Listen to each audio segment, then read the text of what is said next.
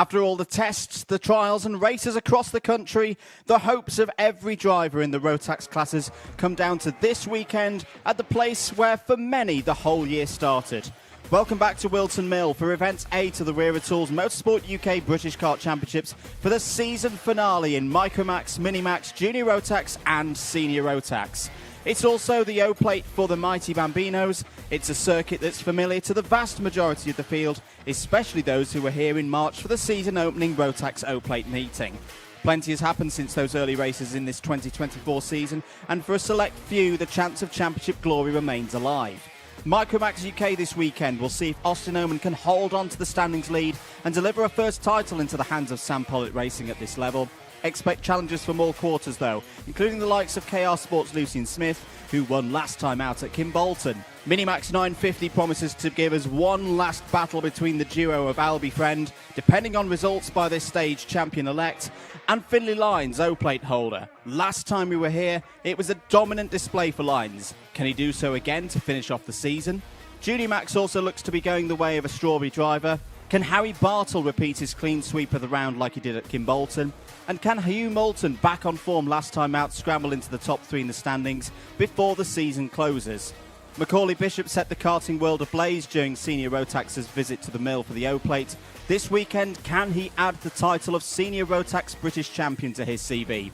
Or can Kai Hunter perform a miracle to retain his title and make up for O-Plate disappointment in March? Lastly, the inaugural O-Plate for Mighty Bambino shares the stage over 2 days of competition here at Whilton Mill. Look out for Henry Hales and Felix Tanley to impress after strong seasons.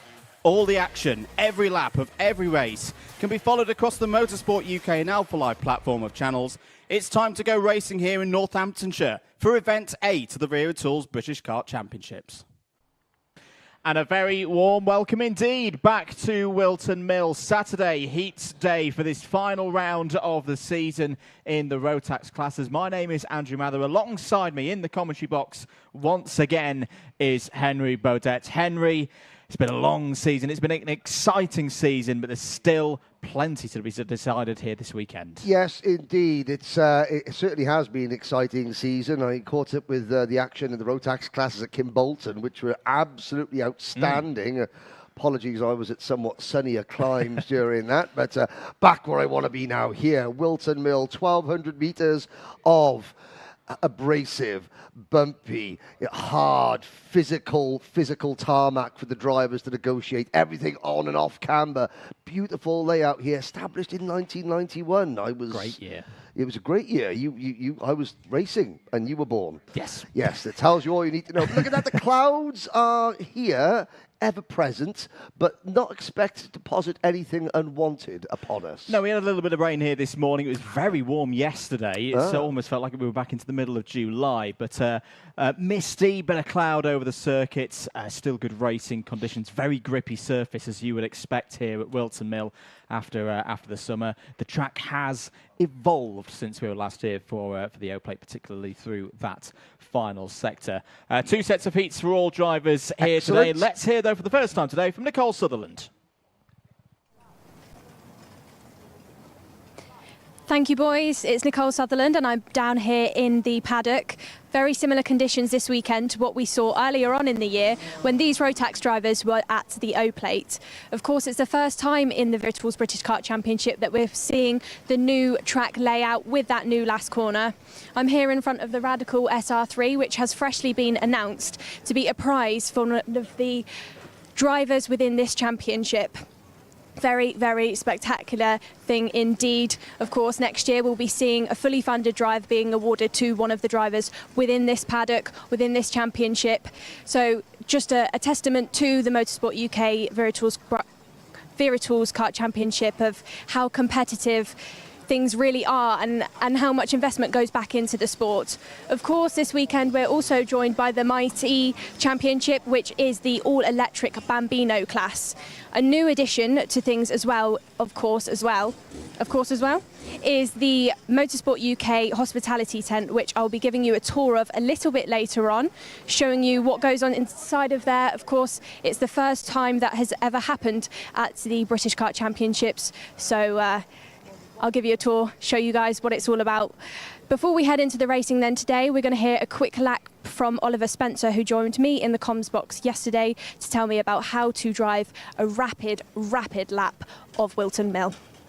MiniMax driver Oliver Spencer talks us through a quick lap of Whilton Mill. Ollie, how would you approach this? Into turn 1 and 2, or flat out, hook both the curbs, make sure you turn nice and late, up to Christmas corner, make sure you brake nice and late, turn in late, make sure you carry the speed so you get a good run down to Ashby. Hook the curb here, nice and flat so you're fast, brake nice and late, turn late, miss the curb, use all the runoff.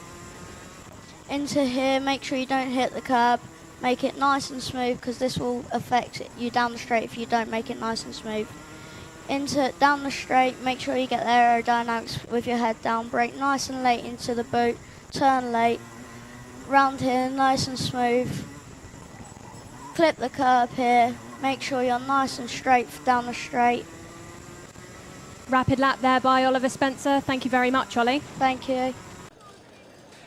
Very good to see a lap there from Oliver Spencer. Teaching me what I've been doing wrong with all these years around this place. And, Yes. with his practice gloves on there as well. Practice gloves, yes. You wouldn't be allowed to wear those to the race. They got a hole in them.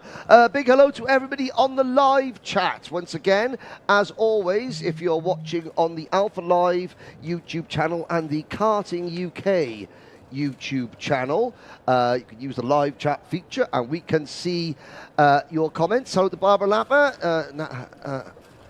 Babs, Auntie Nana Babs, wishing grandson Albie good luck in heat number 1. Hello to Cross-Eyed Lion. Now, from Germany, that is, well, his actual name is Dirk. And he came to Kartmasters. I was very fortunate enough to meet him at Kartmasters. He travelled all the way from Germany. He was a guest of the Guy Cuddington racing team. And I caught up with him, albeit briefly, because I had to be on my toes at the end of that event. But it was a really good to meet him. He came all the way from Germany to watch Kartmasters. And welcome back to the live chat, Cross-Eyed Lion. And a big hello. Someone says, time to play the game. That was a WWE. It was? Yeah, From a few years ago. A few years ago. That's Ollie D. So hello, everyone watching on the live chat. Yes, there's a poll up there. Who's excited for Event 8? I am. Yes. Yes, there Or we definitely. Either option is good. Indeed, all the classes have got 2 of the Rotax classes. The Mighty E's we will see more of tomorrow. They've got their qualifying later on this afternoon. Everyone races twice is the all-important bit. Times from time qualifying set the grid for all of the races here this afternoon. And remember, there are championship points available. Essentially, what everyone's trying to do at this stage of the season, Henry, is improve on their worst day so far this season. So you might only see championship points grow by, like, a driver's score only improve by 1 or 2, but that's because they're now looking to drop scores. Taiwan are in. Uncle Roger, who's congratulations to Roger Young getting engaged recently. I don't know how much you had to pay her, but I mean, in Gay Paris, under the Eiffel Tower. Oh. He had a film crew ready, which would have been a bit awkward if she'd said no. But luckily for Roger, she said yes. And very lucky man Roger is. But here we go then. The time is nigh, Andrew Mather. Let's about to go racing.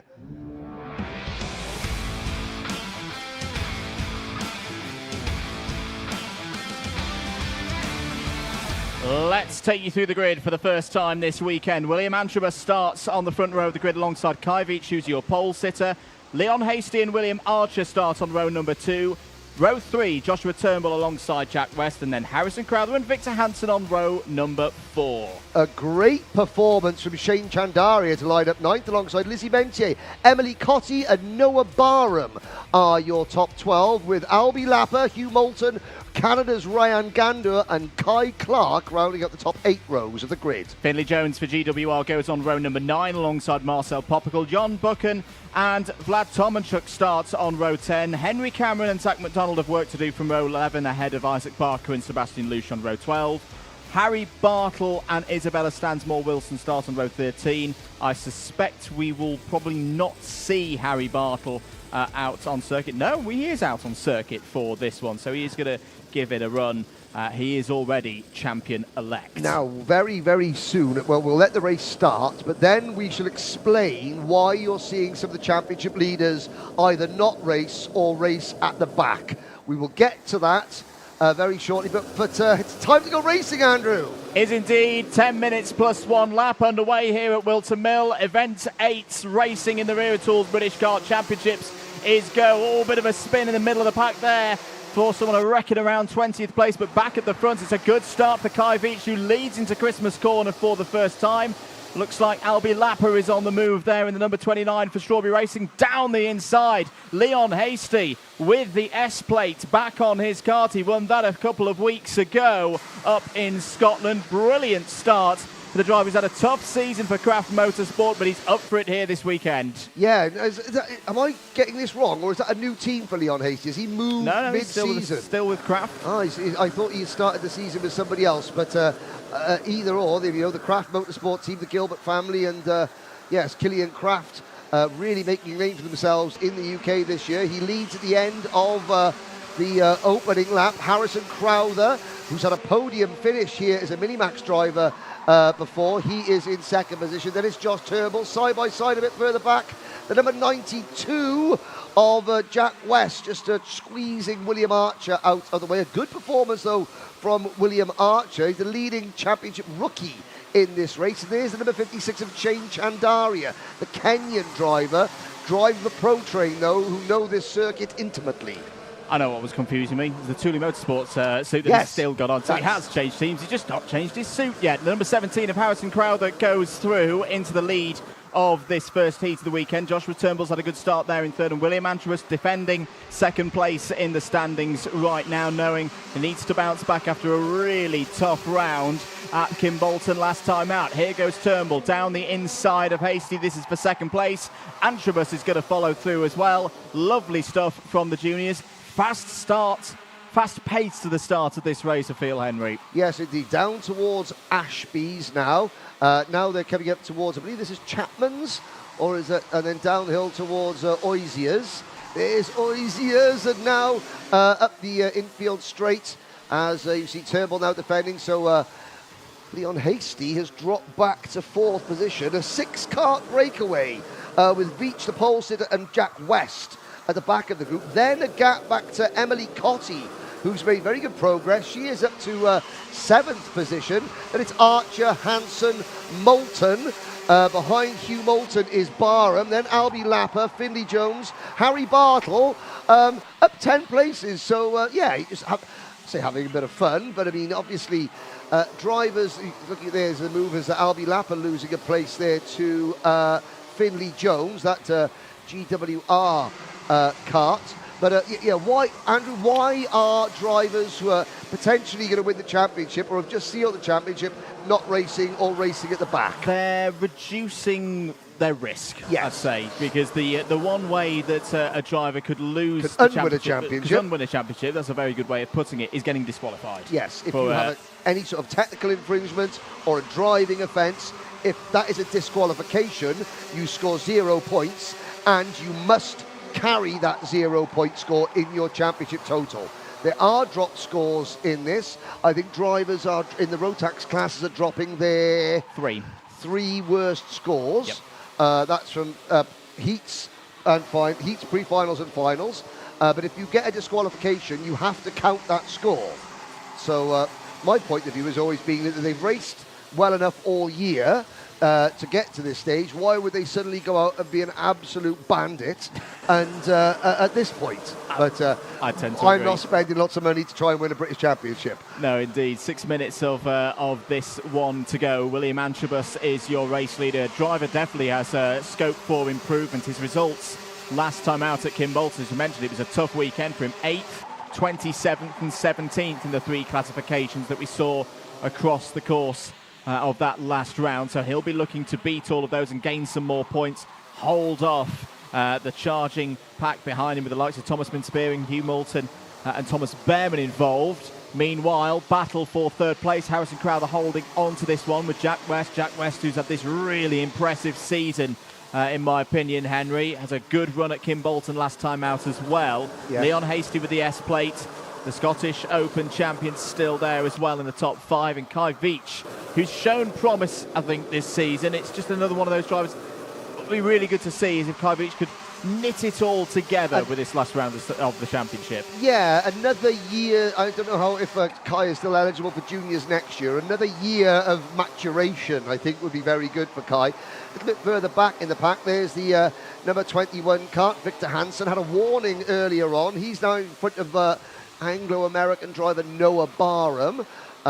As we're looking a little bit further back, and I have to say, Hugh Moulton, you mentioned in your intro video that Hugh is trying to get himself into contention for the top 3. Well, pootling around in, well, not pootling, but going around in 9th position isn't going to help him. There's the very distinctive GWR car. That is GWR. George Whitbread. George Whitbread Racing, that's right. It's not Joe Weaver Racing, because that would be JWR. But yeah, George Whitbread Racing, they're very distinctive looking graphics kits. And very quick in free practice yesterday. We had a little track talk chat with them on Friday afternoon. They were very pleased with how they're progressing through in what is still only their second or third event of these Wera Tools British Kart Championships. Should mention as well, Hugh Moulton, his dad Simon on the spanners. Got a brand new set of spanners that he's been using since timed qualifying. He just received them courtesy after a bit of Wera Tools for the Excellence Award. Well, clearly the tools are working, because he's moving up the order now. A gain of 5 places so far in this race for the winner of the Wera Tools Excellence Award. Last time out at Kimbolton. Now, going in the other direction, sadly, was Chain Chandaria, who's had an off and is down in 26th position. I think the drivers at the start that we saw having a moment at the first couple of corners was John Buchan and Henry Cameron. As there's a move, Moulton obviously using, his dad Simon using those tools to good effect to get the car wound up ready. And here's a battle going on with West, Crowther, Hasty and Veach. Yeah, good scrap this for 4th place. For 3rd place.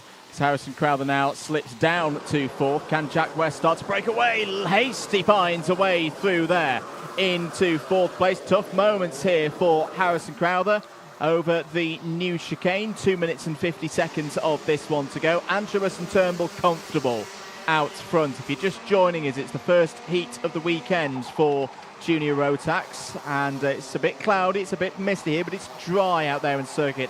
Very grippy surface after all the racing that's been present here through the summer months, and good conditions for the drivers. Cooler air temperatures as well as down the inside. Archer going for a move there on Moulton, and Emily Cotty is the bottom of the stopper at the moment. This is a good run for Emily Cotty, one of her best races of the year so far, in 7th, but the back end of that Argenti number 42 looking a little bit too sprightly there. Yes, indeed. Here we go into what is the large chicane out of boot 2. Over the curve, I can already see, Leon Hasty, a 5-second in-race penalty. Now, I was watching Leon, and I've been doing this job for more years than I care to remember. And I have, as we're looking at Moulton making another move there on Archer. But I have noticed one thing about Scottish drivers. In general, I have seen several generations of them come through this paddock, and one thing that none of them are short of is aggression, which is probably the cause of Leon Hasty's temporary 5-second undoing in this one. Indeed, 90 seconds to go in this first heat of the weekend. Antrobus is relatively comfortable at the moment, but Turnbull's keeping him honest there at 1/4 of a second. This is the fight for 8th place with Moulton. Noah Barham there in 9th, who's pulled his way through the order. There's Harry Bartle in the pink, purple and white helmet, the O-plate. He won that here back in March to kick off what has been a brilliant season for Harry Bartle. We said in the intro it might well be a clean sweep. I don't think that's going to be the case. Oh, hello. That was a moment there. Lapper gets through and past the number 21 there of Victor Hansen, but that will have been a scary moment for the championship leader. Well, it would have been a scary moment for Victor Hansen as he understeered almost into another go-kart. Albie Lapper certainly, he gets Harry Bartle gets a warning, but Albie Lapper was again learning a bit of aggression himself going into Christmas corner there. 30 seconds to go. William Antrobus. The Victory Mullet is on course for a Victory Mullet. Now, speaking of hairstyles, obviously William Antrobus is the Victory Mullet. I will take this opportunity to say congratulations to Archie Brown, formerly of this paddock, known as the Flying Mullet, and who has just become the 2-litre stock car world champion, and uses his nickname, the Flying Mullet, as coined by myself and Anthony Jordan here in this paddock, as his nickname on all his car and his merchandise and his website and everything. Congratulations, Archie Brown. Time is up then. Turnbull has taken the lead, so that's changed on the last lap. So Joshua Turnbull has got through past William Antrobus. Antrobus points forward to say, no, keep going. Is that a little bit of the gamesmanship at play, because they've got a good 2-second gap to Jack West behind. Turnbull shuts the door there on William Antrobus. Antrobus, who was your round winner early in the season at Lark Hall, looking to get back on the podium for the first time since then. It's a long way in this weekend to go. Can he start it with a race victory? Turnbull shuts the door into Osiers there. No way through for William Antrobus. Look at his eyes. Time running out. Antrobus determined to find a way back past Turnbull here. And I tell you what, Jack West is finishing this race pretty strongly as well. He's right there in third. Turnbull is going to hold on, you'd think, to the line. Antrobus still hasn't given it up. It's a win for Turnbull from Antrobus by 1/10 of a second. Jack West would have wanted one more lap in that one, because he took nearly 2 seconds out of the top two on that last tour of the circuit. Hasty fourth on the road, but remember, he does have a +5 second penalty to be administered there, which will promote Harrison Crowther up, as will Kai Veach. Good result there for Emily Cotty. I think that's her strongest of the year so far in P7 on the road, which will become P6 once Hasty's penalty is applied. Barham, Moulton and Archer all in the top 10, but good finish to that first heat of the weekend for Junior Rotax. Yes, indeed. There are your top finishers. Turnbull, Antrobus, West, Hasty, Crowther and Veach, the top 6 on the road. Cotty, Barham, then Hugh Moulton, William Archer, Harry Bartle from the back of the grid up to 11th, followed by William Archer. Our first look at it's the clipboard of doom today. It's not there'll be a telephone of doom, but it's the clipboard of doom, which is what all the drivers hope to avoid.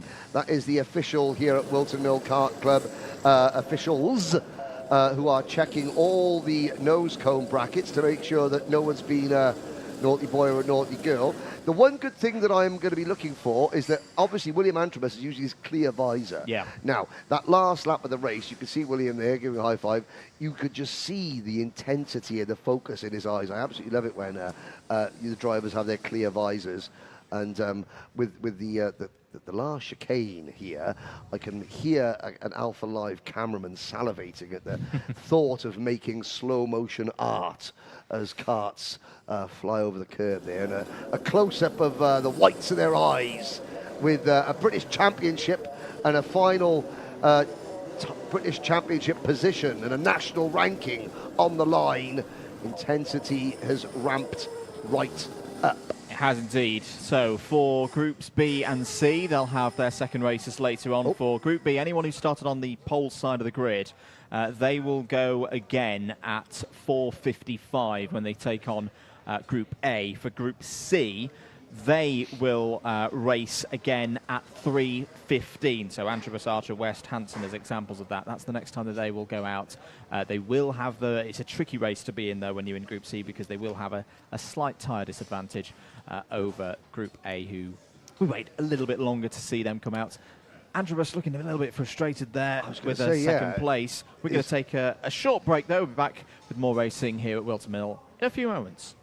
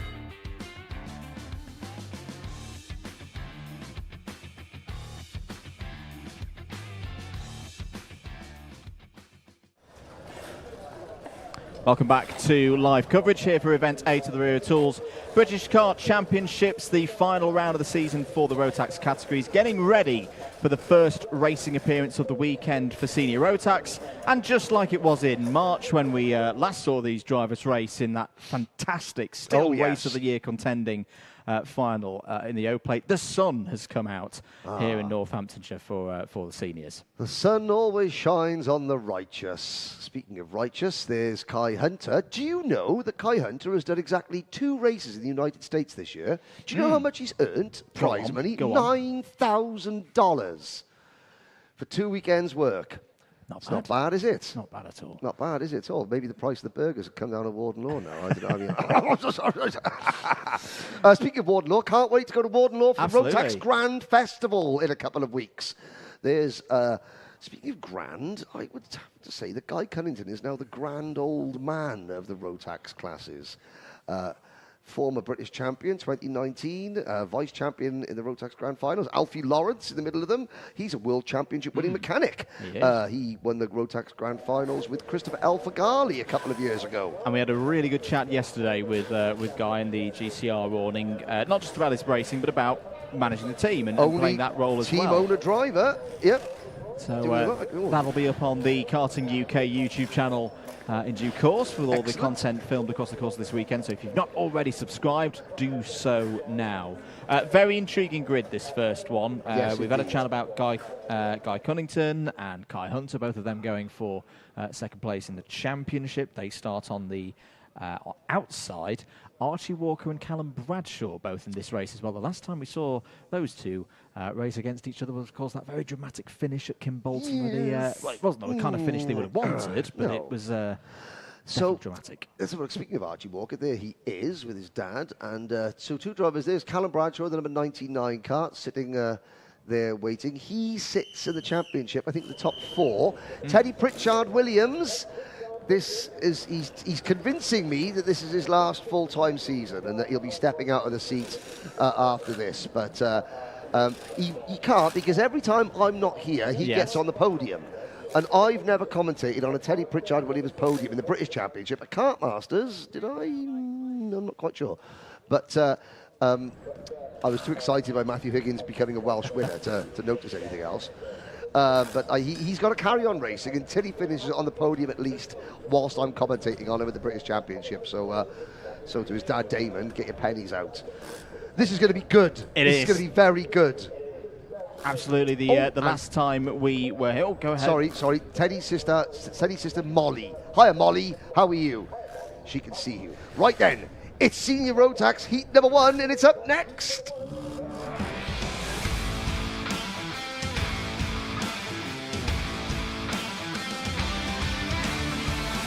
Let's take you through the grid then for Senior Rotax Groups B versus C, first heat of the weekend for them. Archie Walker and Guy Cunnington on the front row. Kai Hunter and Callum Bradshaw go from row number 2. Brilliant qualifying from both Teddy Pritchard-Williams and Benjamin Southgate. The best of the year so far for the Pro-Train driver there on row 3. Archie Buttle and Neo Clark on row number 4. Row number 5 is Alex Moody. Joshua Graham rounds out the top 10, followed by Angus Scrivener and William Pemble. Then it's Brandon Klein-Nagelvort, Jamie Perilli, Pearson Bullock-Carter and Luca Osman-Price. On the next row of the grid, Macaulay Bishop and Ben Cook. Similar position for Bishop to what we saw with Bartle in the juniors. Sam Longley and Ethan Martin on row 10. Gustav Uzakovs and Jack Gillingham completes the 22 drivers in this one. Gustav Usakovs, a newly crowned qualifier for the Rotax Grand Finals representing Latvia. He took that ticket in the final round of the Nordic Challenge at Riga a couple of weeks ago. I was very fortunate enough to be there announcing that. Came back from 100 points down in the final round of the championship to take what would be his 3rd ticket to the Rotax Grand Finals representing Latvia. So, Walker on pole in the number 7. Cunnington alongside number 52, going for second in the championship, of course, with Macaulay Bishop. Champion-elect already in this one. Virtually the points he's already secured. Into the tram lines we go, and I thought we would see the flashing yellow light illuminate. Well, We go around again. Now, judging by the sort of desultory hand gestures that Guy Cunnington was throwing out as they come out of the boot, he was obviously not best pleased at the slow speed that Archie Walker was bringing them round. However, it's Archie Walker's right as the pole sitter to bring them round at however slow he wants to. And then I think Guy Cunnington was like, right, you've upset me, so I'm not going to get... so we're not going this time until I'm happy.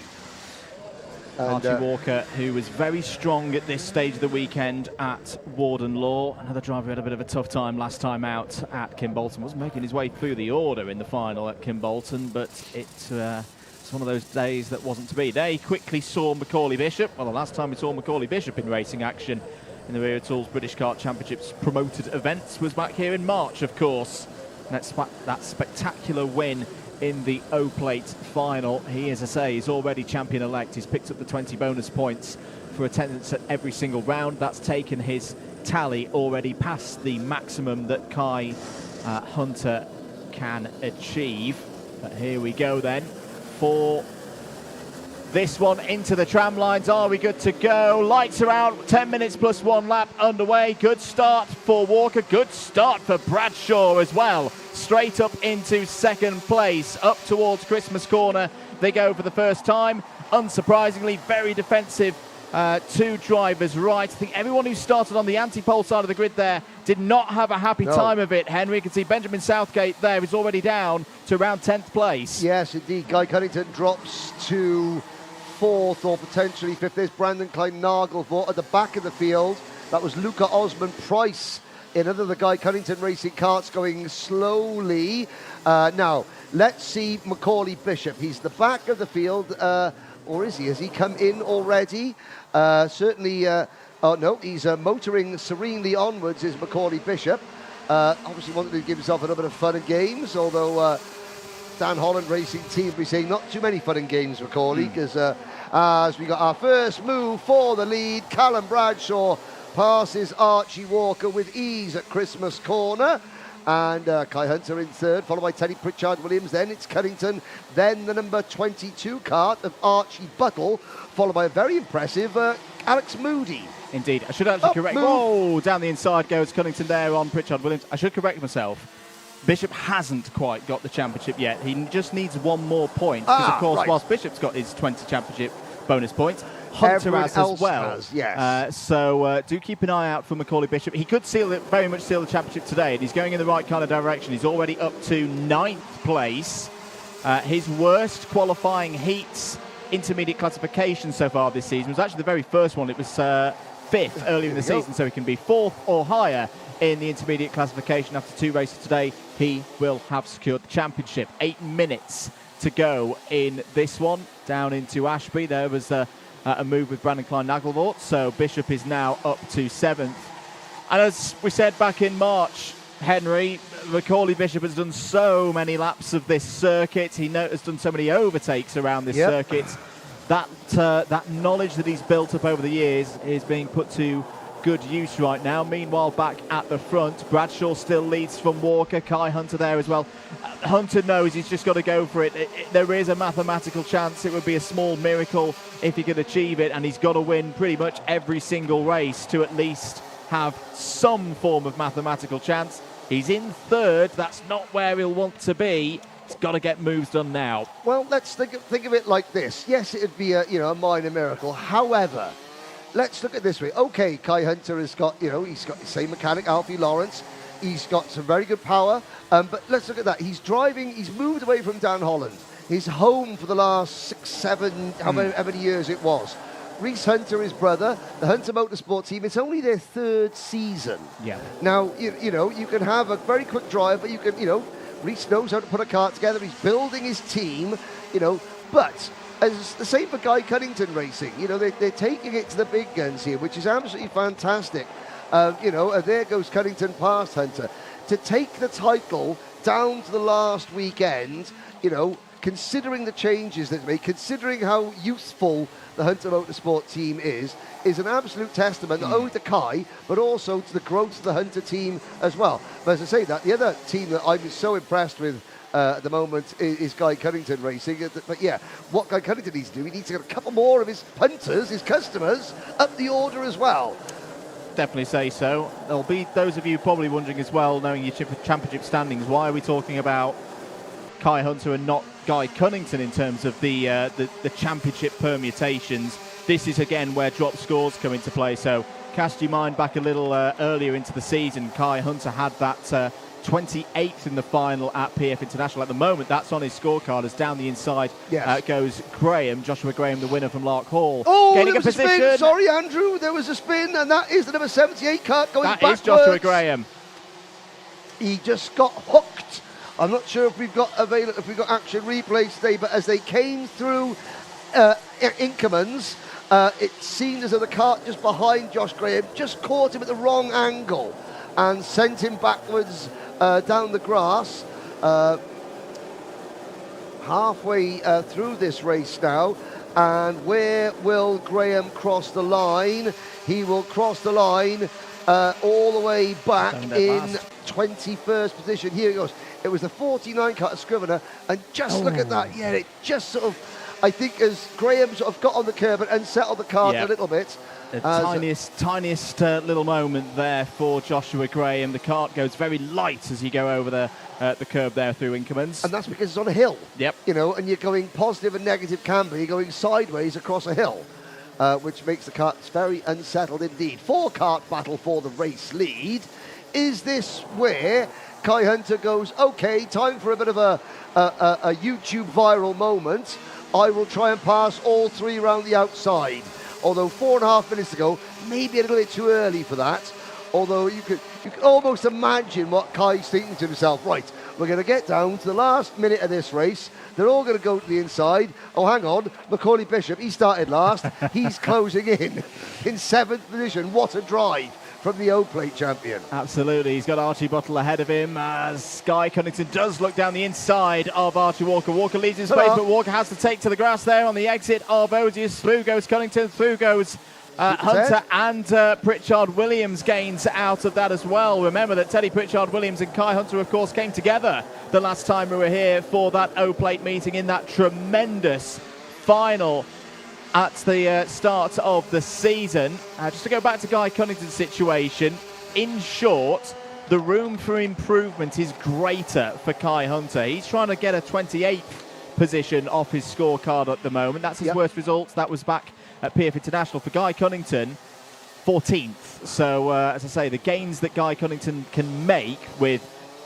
P1s and the like is less than Kai Hunter. So even though they're on equal points at this stage of the season, that's why we're talking about Kai Hunter and Kai Hunter only as a driver who could overhaul the tally already secured by championship leader Macaulay Bishop, who's continuing to charge on and set the fastest lap of the race. He's up to 6th place. He's closing in on this quartet now. Bradshaw leads by 1.1 seconds with 3 minutes to go. Then Guy Cunnington in 2nd place.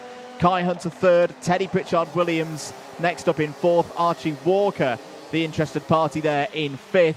Bishop, 45.64. I was about to say, there goes Super Ted passing Kai Hunter. Archie Walker now trying to make a move as well, but Hunter fends him off. I was about to say that I wonder how much faster Bishop has gone than everybody else, just as he pops up with the fastest lap of the race, but only half a tenth quicker than everybody else. It's not as though, there's Walker up the inside of Kai Hunter, but yeah, it's not as though that Bishop is like chunks faster. He's just consistently quicker by a little bit. I mean, Bradshaw's best is a 45.70, Cunnington a 45.68, Pritchard Williams a 45.68, and Bishop a 45.64. So he's only 0.04 of a second quicker in terms of his outright pace than everyone else, but yet he has scythed his way up the order. He's gained 11 places so far, and there's a few more still to come, I would say. And with this position on the road for both Bishop and Hunter, Bishop, not just physically, but metaphorically as well, is getting closer and closer and closer to taking that number 1 plate. Because remember, if Kai Hunter is to overhaul the points lead for Bishop, He's got to be perfect. He's got to be P1 in the intermediate classification. He's got to be P1 in the pre-final tomorrow, and then he's got to do it again in the final to complete things on Sunday. And right now, no, we've still got another round to go for all of these drivers. Kai Hunter in 5th place. He's going to need some mathematical miracles to keep this alive going into the pre-finals tomorrow. All it would take is for Bradshaw and Cunnington as examples to repeat their performances in their second races, and there'll be nothing that Kai Hunter can do in terms of holding on to that number 1 place. It's been a valiant effort this season from Kai Hunter to try and retain the title. And as you say, Henry, moving teams, building that Hunter Motorsport team all the while. I think at the moment, when they're looking at the season as a whole, you go back to PF International, 9th, 5th and 28th on the scorecard for Kai Hunter made it very difficult. Yeah, and a season where, over 5 race weekends, you can have a bad day, you can have a bad Saturday and then recover well on Sunday.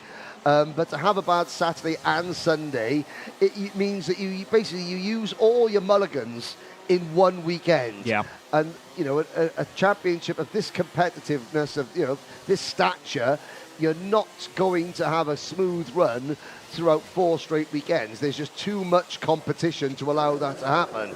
As you're looking at Super Ted there coming through the last chicane over the curbs. And Guy Cunnington is 1.1 seconds behind Bradshaw. Last time around, virtually equal lap timers between the two of them. Pritchard Williams holding on to 3rd. Walker is 4th. Then it's Hunter in 5th. Bishop closing in on them in 6th. But as the clock strikes 0, it's hard to see Bishop making any more positions unless these 3 start slowing each other down. Buttle, Clark, Nagelvort and Bullock Carter, the rest of the top 10. Yeah, indeed. And I think for Bishop as well, he's a smart driver. I've done a quick chat to him yesterday during track talk. He was, as I expected, was being coy about how he would approach this weekend, but he'll be looking at Kai Hunter ahead of him directly in 5th place and knowing, that Kai Hunter is not in the kind of position that's going to threaten his championship lead right now. Kai Hunter's going to keep attacking, of course. It's Kai Hunter. He's going to want to take every position he can. Archie Walker holds over to driver's right to defend 4th place. That allows Teddy Pritchard Williams to get a little bit of breathing space in this race. Good drives as well from Brandon Klein, Nagelvort and Pearson Bullock Carter so far in this race. 4th, 5th, 5 places. But here we go. This is what we want to see, Henry. Hunter versus Bishop. We've not actually seen much of this so far this season, but I think we're going to get a dose of it here. Well, we saw a little bit of it at Kart Masters that didn't quite end as either of them would have liked. This is former mentor and students who have become slightly, the ratio is a little bit more tetchy nowadays, but they keep it together. The checkered flag goes out. Callum Bradshaw takes the win by 1.5 seconds over Guy Cunnington. Teddy Pritchard Williams in 3rd. Archie Walker 4th. Kai Hunter in 5th. Then it's Macaulay Bishop, Archie Buttle, Leo Clark, Brandon Klein Nagelvort, Pearson Bullock Carter, Angus Scrivener, Alex Moody, Jamie Perilli, Benjamin Southgate, falling back from where he qualified, but still, that's not a bad result for the Pro Train driver. He was the leading championship rookie, home in 14th position. Well, I'll tell you what, Callum Bradshaw was the only one of the front runners not here at O-Plate back in March, but it's clearly done him no problems at all. P1, relatively quiet race there for the former world champion, and he'll be happy with his work. That's more like it. Kim Bolton did not go his way. He wasn't happy at the end of it at all. That is Callum Bradshaw back on form, it would seem. Good drive as well for Guy Cunnington, trying to secure another runners-up spot in the British Kart Championships. It's a solid start there, P2, and Teddy Pritchard Williams looking to potentially move up 5th in the points at the start of this weekend.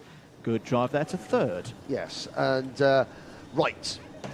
Now, you were not here at Kart Masters, you were elsewhere. I was in Sweden. You were in Sweden doing FIA things. Now, there was a problem. Alpha Live were doing a fantastic job this year of putting little shorts up. I think that's not pairs of shorts, short clips.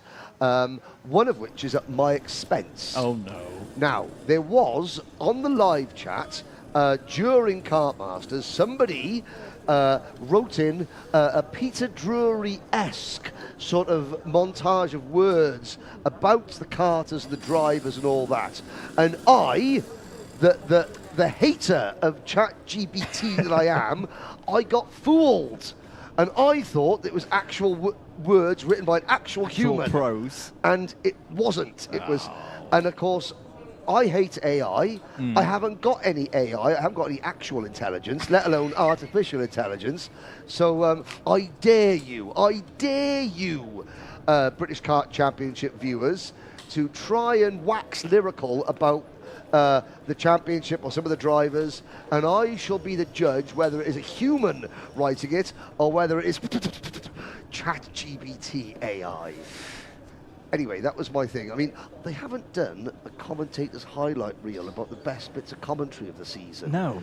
But that'll be, if they're only doing short videos, that'd be very long, wouldn't it? That'll be a full 10-minute feature. Yeah. Next up out on circuit, we've got MiniMax 950 getting ready for their first heat of the weekend. MicroMax UK yet to come up as well. That will bring us to the end of rotation number 1. Particularly looking forward to MicroMax UK, because that is a very open state of affairs in terms of championship. There's a quick little look at one of the drivers that we're going to be talking about in that MicroMax race. Austin Owen with his back to us there, Ronnie Murrow in the car. But there are our MiniMax 950 runners, and yeah, really good performances from a number of these drivers this weekend. Who have we got in the chat as well, Henry? I've got anyone else saying hello? We've got Macaulay's mum saying happy birthday to Macaulay. Yes. It's his 16th birthday today. And of course, it could be a very special day because he is poised to make history by that. There's Oliver Spencer. We've also got, again, thank you to Molly Williams, thank you to Andrew Green, wishing everyone at Guy Cunnington Racing good luck. There is our champion-elect in MiniMax, Albie Friend, with his mechanic Lee Taylor.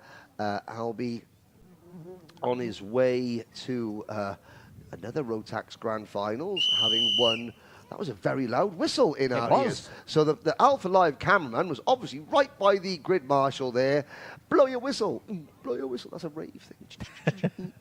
Right, Albie Friend, here we go. This is going to be another very, very good race indeed. Hello to Motorsport Magpie. His 2-year-old is watching. Hello, young Magpie. Good for you. No, there's Oliver Spencer there as well, who's apparently after you. Yes, he is. I don't know what for. Well, there's a story, I'll have to tell you later, about how a good morning can go bad very quickly, and why you should never eat 2-week-old yogurt and choc chip granola bars. Well, more on that later. Let's get ready. MiniMax 950 out next.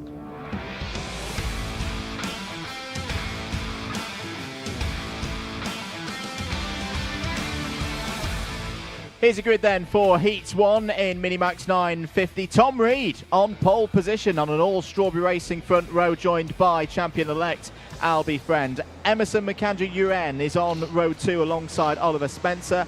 Harry Taylor had a difficult end to things at Kimbolton. He's on the 3rd row of the grid for this one alongside Thule Motorsports' Max Gilman. Sebastian Clark and Leo Livings go for an all-Synergy row 4. Edward Haynes and Finley Lines, the O-Plate champion, round out your top 10 ahead of Josh Cormack and Joshua Griffin. Then on row number 7, Alfie Ward and championship leader Riley Murrow, with Luca Holmes-Ballock and Fraser Anderson on row 8. Hartlepool's Jack Collinson is on row 9 alongside Devin Taylor representing South Africa. Thea Bradshaw and Louis Radcliffe on row 10. Archie Rogers-Tyler and Jacob Jack form up the 11th row of the grid. I'll also say one of the highlights from earlier today, a number of our MiniMax 950 drivers were very interested in the Tour of Britain earlier on today, which rolled directly past the front gate of Whilton. Well, that's why I was late. I was winning the stage. You were in the breakaway? Well, I was in the breakaway in my Lycra, yeah, God. Anyway, I knew there was a funny congratulations to Tom Reed. First podium, first national level podium last weekend at the last round of the Rotax Euro Series, which was good for him. And I have to say, as the lights go out, we go off and racing, Tom Reed has been absolutely flying this weekend, which is just as well because he does have a runway in his back garden. So he's been taking lessons, the Farmer Reed. Oh, and there's a little bit of argy-bargy going on into Christmas corner. That was the number 138 Kart of Riley Murrow, who is... Well, no, Riley Murrow is not one of the champion contenders. Oh, dear. And that's Josh Griffin out of the race. Josh Griffin, who is now with Strawberry Racing. Yes, indeed, has moved into the green and white, and well, has got third place in the championship at the moment. But immediately, that's looking under threat, particularly with an in-form Emerson McAndrew-Uren, as everybody.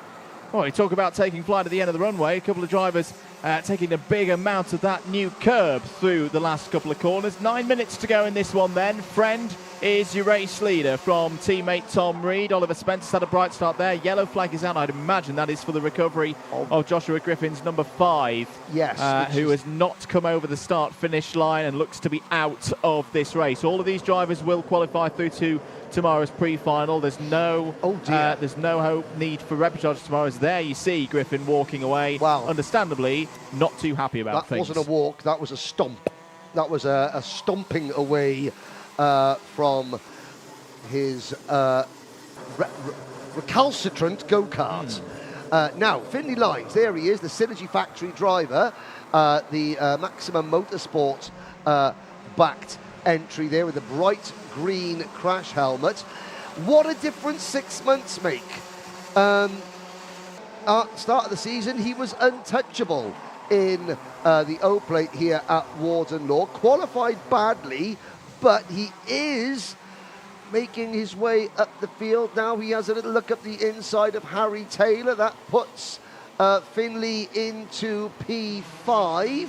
The top 3, well, Albie Friend, Tom Reed, and Oliver Spencer are a little bit ahead of Emerson McAndrew-Uren. Then it's Lines, who has got a slightly deformed nose cone. Now, I did notice going into Christmas corner on the opening lap, Andrew, that there were a few issues further down the pack with people braking early and other people not braking quite so early. We'll see what happens with that at the end of this one. Good luck to Seb Clark, says Bubby on the live chat. And Stuart Angus, big up the Leon Hasty, saying, guided by the Diamond of Dal Rye. Yes, the Diamond of Dal Rye, who is conspicuous by his absence this weekend. He's at another event in the UK, which well, it's not the I word, so we're allowed to talk about it. It's the CIK FIA Champions of the Future. Up at, I mean, this is where it's at this weekend. Next weekend, you are permitted to watch non-Vera Tours events, because it is the World Championship. You know, you have to listen to Anthony Jordan, but hey. I say the PFI pigeon is up there right now, cooing away. Yes, it is.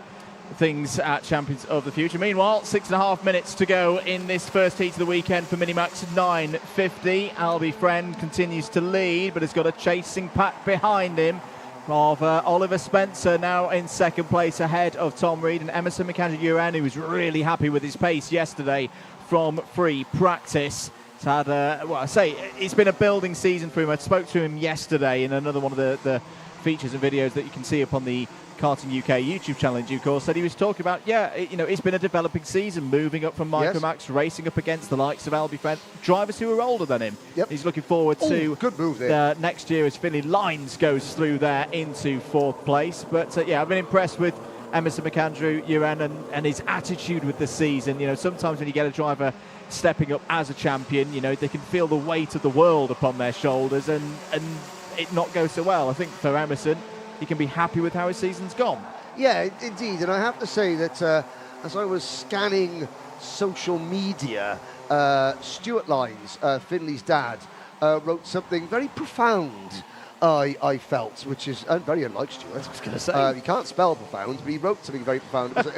It was a picture of Finley and of Emerson together. And Albie Friend was in the background. He went, motor racing is about the friends you make along the way. Which I thought, yes, and that statement is not always true for all the classes, but it is true for this class this year, with Emerson, with Finley, and with Albie, absolutely fierce rivals. They will knock 10 colours of you-know-what out of each other, within the rules on the track, but yet You know, they all have a huge amount of respect for it, and the likes of Spencer and Reed and Taylor as well. Let's not forget. It's a class that's delivered on what I hoped at the start of the year when we saw the number of drivers from the top 10 of last year's MicroMax UK final standings moving up together as a class. You know, a class of 2023 stepping up into MiniMax, and you hoped that they would continue that style of racing, and then complemented with Albie friends staying at the level. They have done just that, and plenty of other drivers up and down this field that will sing the praises of, including these drivers here. This is the fight for 9th place. Jack Collinson ahead of Luca Holmes-Ballack. Apologies, the battle for 8th place. Collinson, Holmes-Ballack, Josh Cormack there, who had a very strong round back at Lark Hall, you'll remember. Riley Murrow just behind also, keeping things nice and steady, and with good reason, because they've got to find about a second up the road to retrieve Max Gilman back into this fight.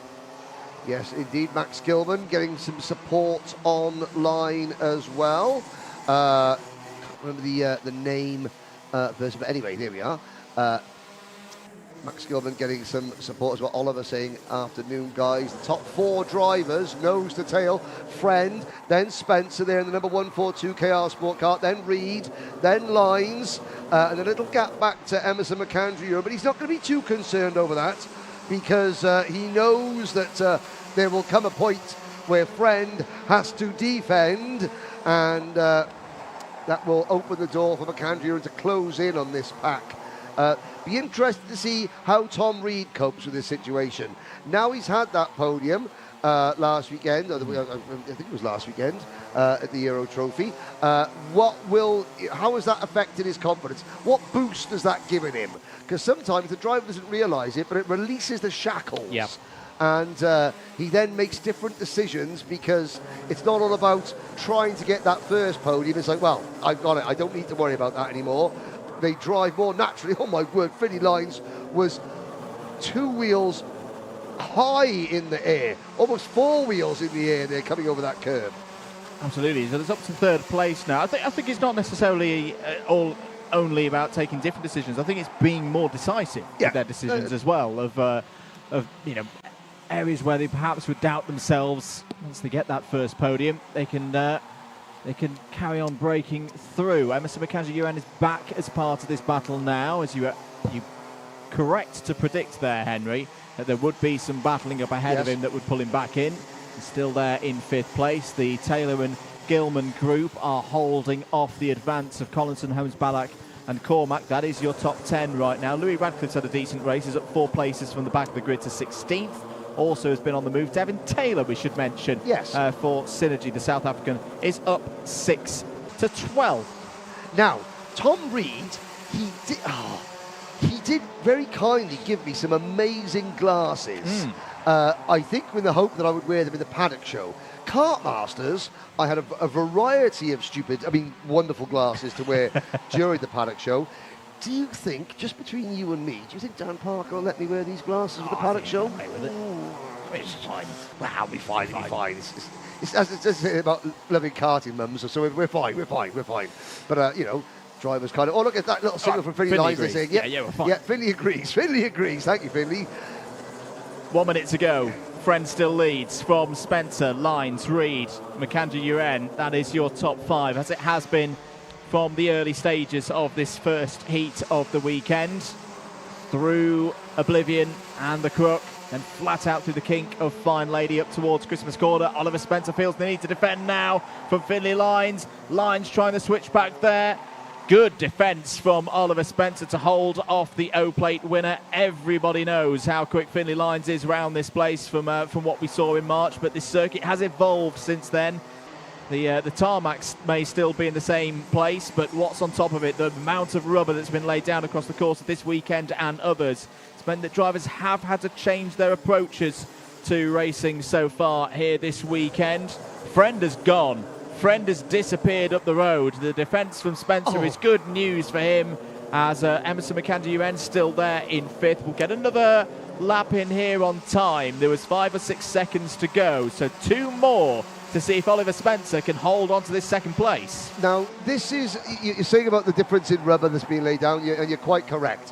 What this race is showing you is that back in March, Finley Lines, Mike Spencer, the entire Synergy Factory team, they just give the rest of the MiniMax field an absolute spanking. And, you know, Albie Friend does a bit of it. Just what Werner's good. Werner's good, you know, and Finley had a number. So all these other teams, Finley hasn't got any slower. No. Finley's setup and his times and his all that is still just the same. But the other teams have gone to work. They know, right, it's the last round of the British Championship. We cannot afford to let Lines do what he did to us at the Oplate. So they have gone to work. And they're showing that they obviously the work and the testing that they've done is paying off because Finley's got company now. Albie Friend is up the road. And here comes Tom Reed again, backing out of it, smart. As we go across the top of the hill, down towards Ashby for the final time. Spencer defending second position from Lines. Lines tries to cross over. This is going to be tight going into the left-hander. Wilkins or Chapman's? I forget what it's called. Wilkins. Into Wilkins, that was well read by Oliver Spencer. Thought Finley Lines was going to have the switch back there, but Spencer was wise to it and got down and ahead of the O-plate into Odiers, but Finley Lines is still going to try and wrestle his way through. It's going to be a win for Albie Friend. They're still side by side for second place. What a race this has been to kick off the weekend for MiniMax 950. Friend takes the win again from Spencer. Lines, McAndrew in fourth, got that position. 4 different teams represented in the top 4 there. Yep. Strawberry Racing's Tom Reed comes home in 5th. Harry Taylor took 6th place ahead of Max Gilman. Good finishes in the top 10 as well. Big improvements for Jack Collinson, up 9, up 5 spots for Riley Murrow, and up 8 spots for Devin Taylor. Yes, indeed. Josh Cormack, Luca Holmes-Barlock, Edward Haynes, Sebastian Clark, rounding out the top 14 finishers. Behind the top 14, Leo Livings, Alfie Ward, Louis Radcliffe, Theo Bradshaw, Fraser Anderson, Jacob Jack, Archie Rogers, Tyler. Now, here we go. The photograph, the camera of doom.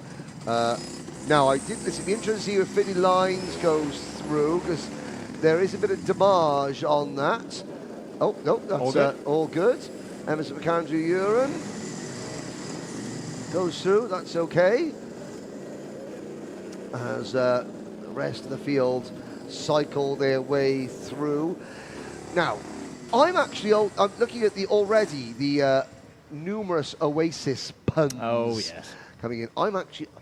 When I was back in the day and cigarettes and alcohol came out, and everyone in my school goes, "Oh my God, that's rubbish, that is.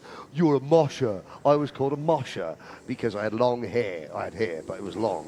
And now all those people are the ones scrambling around to get 400 quid tickets to watch them. I sold mine, by the way.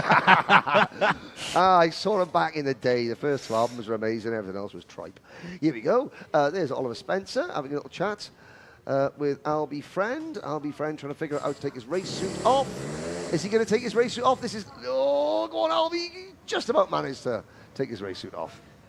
Indeed. So, well, we'll see MiniMax back out again for their second heat. It will be at 15:55, 3:55, just before 4 o'clock.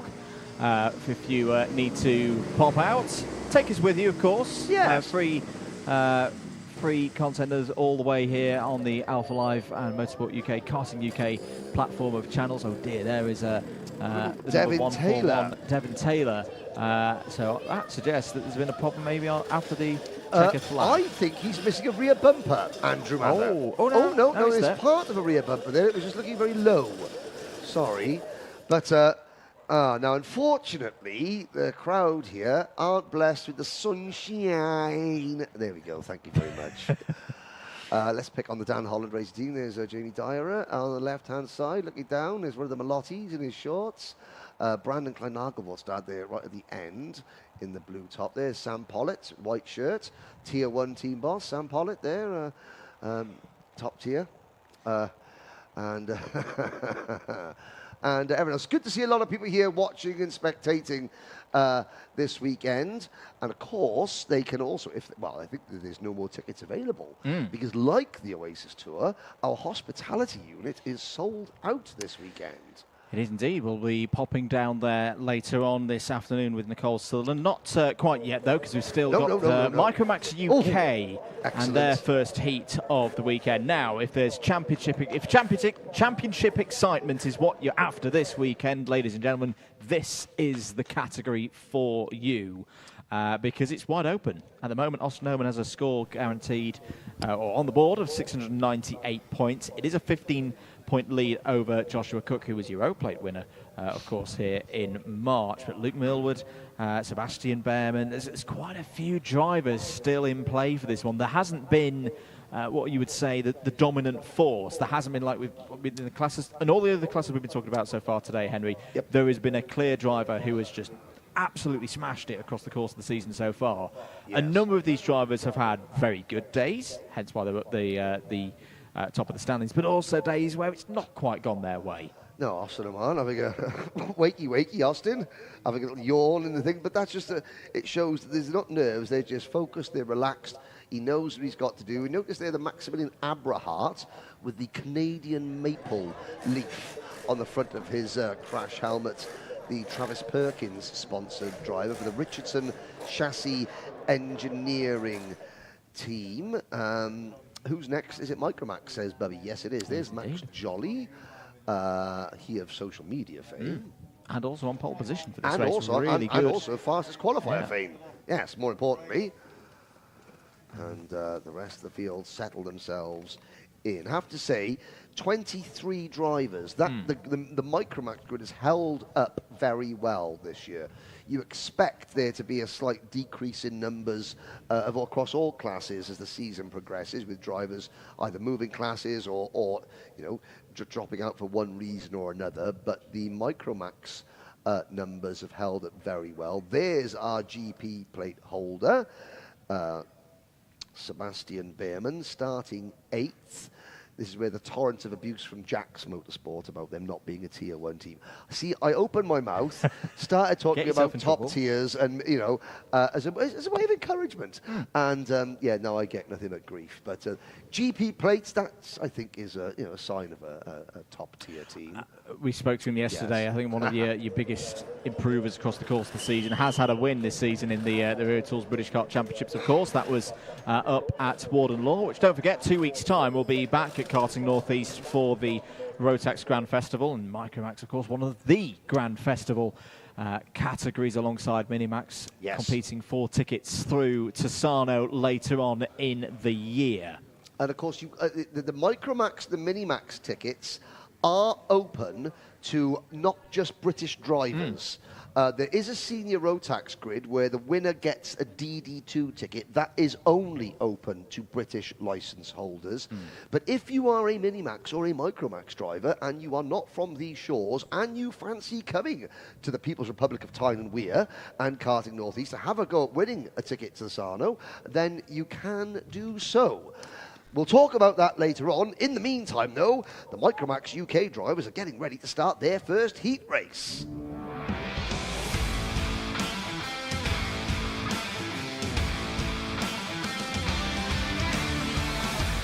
Here we go then, MicroMax UK, big weekend for them. Here's how they form up for heat number 1. Max Jolly and Arthur Farrow on the front row. Lucian Smith, winner last time out at Kimbolton, is alongside championship leader Austin Oman on row number 2. Second in the championship, winner here in March, Joshua Cook starts 5th alongside Maximilian Abrahart. Alfie Garrett and Sebastian Behrman start on row 4. Luke Millward and Charlie Page round out your top 10 ahead of Alfie Mayer and Dian Pahal. Then it's George Climo, Ansel Murray, Josh Hushka and Albert Farrow. George Swire and Benedictas Masiokas go from row 9. Harry Radcliffe and Logan Rolfe complete the top 20. Chloe McGill and Oliver Dawson start on row 11. Harris Barber completes the 23-strong field here this weekend at Whilton Mill for MicroMax UK. The 5th and final round for them in their Wera Tools British Kart Championships campaign. On that front row, Max Jolly looking for a good result here. It was unfortunate early in the season at Lark Hall, of course. Can he get to the front and stay at the front. Here we go then, lights are out, 10 minutes plus 1 lap underway. Good start for those on the pole side of the grid. Good fight there from Pharaoh to try and hold P2. The rest of them through the crook for the first time, up towards Christmas Corner. No need for Jolly to defend there. Round goes Luke Millward, and that's one of your championship contenders immediately in trouble. George Climo is off towards the back of the field. Well, it's happened straight away. Lap 1, Christmas Corner. This is what can happen on the last weekend of a season when it's all to play for. Mistakes can happen, and unfortunately for Luke Millward, he's gone round and fallen to the bottom of the order. And that was a case of everybody hugging the inside line up the hill towards Christmas Corner. They were late on the brakes. They sort of shuttled into each other, pushing themselves, wide on the exit. So you were damned if you do, damned if you don't. If you were taking a wide line into the corner, suddenly the track is blocked by all the drivers understeering. You're taking a tight line into the corner, you're getting pushed from behind, and that was the result. Obviously, drivers have to defend going into Christmas Corner for the first time, but that was just a case of several drivers in the middle of the back of the pack just being a little bit careless with the use of their brake panel. Harry Radcliffe fighting his way through there and is up to 11th place past Benedictas Matsiokas there. Is the number 33 of Charlie Page, another one of my big improvers across the course of the season. Henry, really good to see Charlie Page up there in 8th place. That's a gain of 2 from where he started on the 5th row of the grid. 8 minutes and 20 seconds of this one to go. Just keeping an eye on where your championship contenders are at the moment as Maximilian Eberhardt fights through there. Austin Oman, your championship leader, is 7th. The worst result so far for Austin Oman at this stage of a round is actually all the way back at PF International, is 14th. Now for me, Henry, yes, I think that's a good thing. Because for Austin, it's not a case of like, oh no, to improve my championship score, I need 3rd, I need 2nd, I need a good performance. No. Just a solid, nice top 10 will move him further forward in terms of that championship score. He doesn't need to go all out here. Yeah, exactly. Although there's, speaking of going all out, that was the number 44, Lucian Smith, going over the grass there after a pretty aggressive move there from Maximilian Eberhardt. And you can see Eberhardt using the clear visor. So, the number 61 Kart in 2nd position now. That very smart black Travis Perkins livery machine in 2nd position. He's got the clear visor and he's now trying to close in on Max Jolly. I love giving our Alpha crew a challenge. Let's see. Look at his eyes now as he closes in. What's a driver looking at when they're closing in? There he is in 2nd position. Is he looking directly at the kart in front of him, or is he looking at the apex? Sometimes he'll take his eyes off the kart. There we go, on command. But look at that, he takes his eyes off the driver in front of him. He's looking for his turning point. He's looking for his braking point at his apex. There he goes again. You won't see him blink. You can almost, and he was a little bit wide there. But yeah, you can see him head down, not blinking, looks over his shoulder. Now adjust his radiator flap, gives that air, the engine a little bit more air, let it breathe a little bit. He knows he's got Lucian Smith right behind him. The gap is 0.6 of a second, and you can see his head is so still, even though the kart is bobbing around. This is why all racing drivers, and certainly go-karters, have got such superb neck muscles, because even though they can't have their head bobbing around, they've got to maintain their posture as much as possible when the kart is bouncing over the bumps of the curb. Oh, there's Charlie Page, and that's was Josh Cook. The Cookie Monster having a little nibble at Charlie Page there. So it's a race really at the moment in terms of the championship contenders. They're all having a bit of a battle of things out there. Owen's in 7th place. For Cook, I think he's going to have been shuffled outside the top 10. Yes, Cook's down to 11th place now in this one. It's not all done. There's going to be another round of heats later on this afternoon, then those 2 races tomorrow, the pre-final and the final. I'm very sure with how things have played out so far in MicroMax this year, this will be a championship battle that goes to the last race of the season. So make sure that you're with us on Sunday afternoon across the Alpha Live and Karting UK platform of channels for that. New fastest lap of the race from Lucian Smith, and look at this, Maximilian Eberhardt looking down the inside of Max Jolly for the race lead. Jolly defends it well, but it's Lucian Smith, the race winner from Kim Bolton. Last time out, he's looking fastest at the moment as Eberhardt goes down the inside. Is this the opportunity for Smith to step through? Well, he takes one. Jolly down to third place. Arthur Farrow still there as well, the winner from PF International at the start of the season. And Sebastian Behrman's there as well in fifth place. Behrman, right now, this is a very good run for his championship bid. Yep. He is the highest running of those on the road in the top 4 in the standings. And again, as you saw Abrahart make the move on Jolly coming down the hill, even though he was right side by side with Jolly, he wasn't looking at, he wasn't looking to see where Jolly was. He knew where he was. That was instinct. He was looking for the next apex, and here comes the 24 of Arthur Farrow, and that opens the door. Jolly's now going backwards. New leader, Lucian Smith. Really good move there from Lucian Smith, decisive down the inside of Abrahart into Christmas Corner. He can break late into Christmas Corner, uphill. Almost force yourself into the tarmac through the braking phase of that point of the circuit. But the question is now, has Lucian Smith got enough speed to break away? It's a difficult thing to do here at Whilton Mill, be at the front of the order, because the big braking zones, particularly up, as I say, up into Christmas Corner, then again downhill into Ashby, mean that a pack can stay close, stay in the slipstream, look to wear the time away. 3 minutes and 40 seconds of it to go. Is Maximilian Abrahart going to go for a move here? No, he's just going to hold there for now.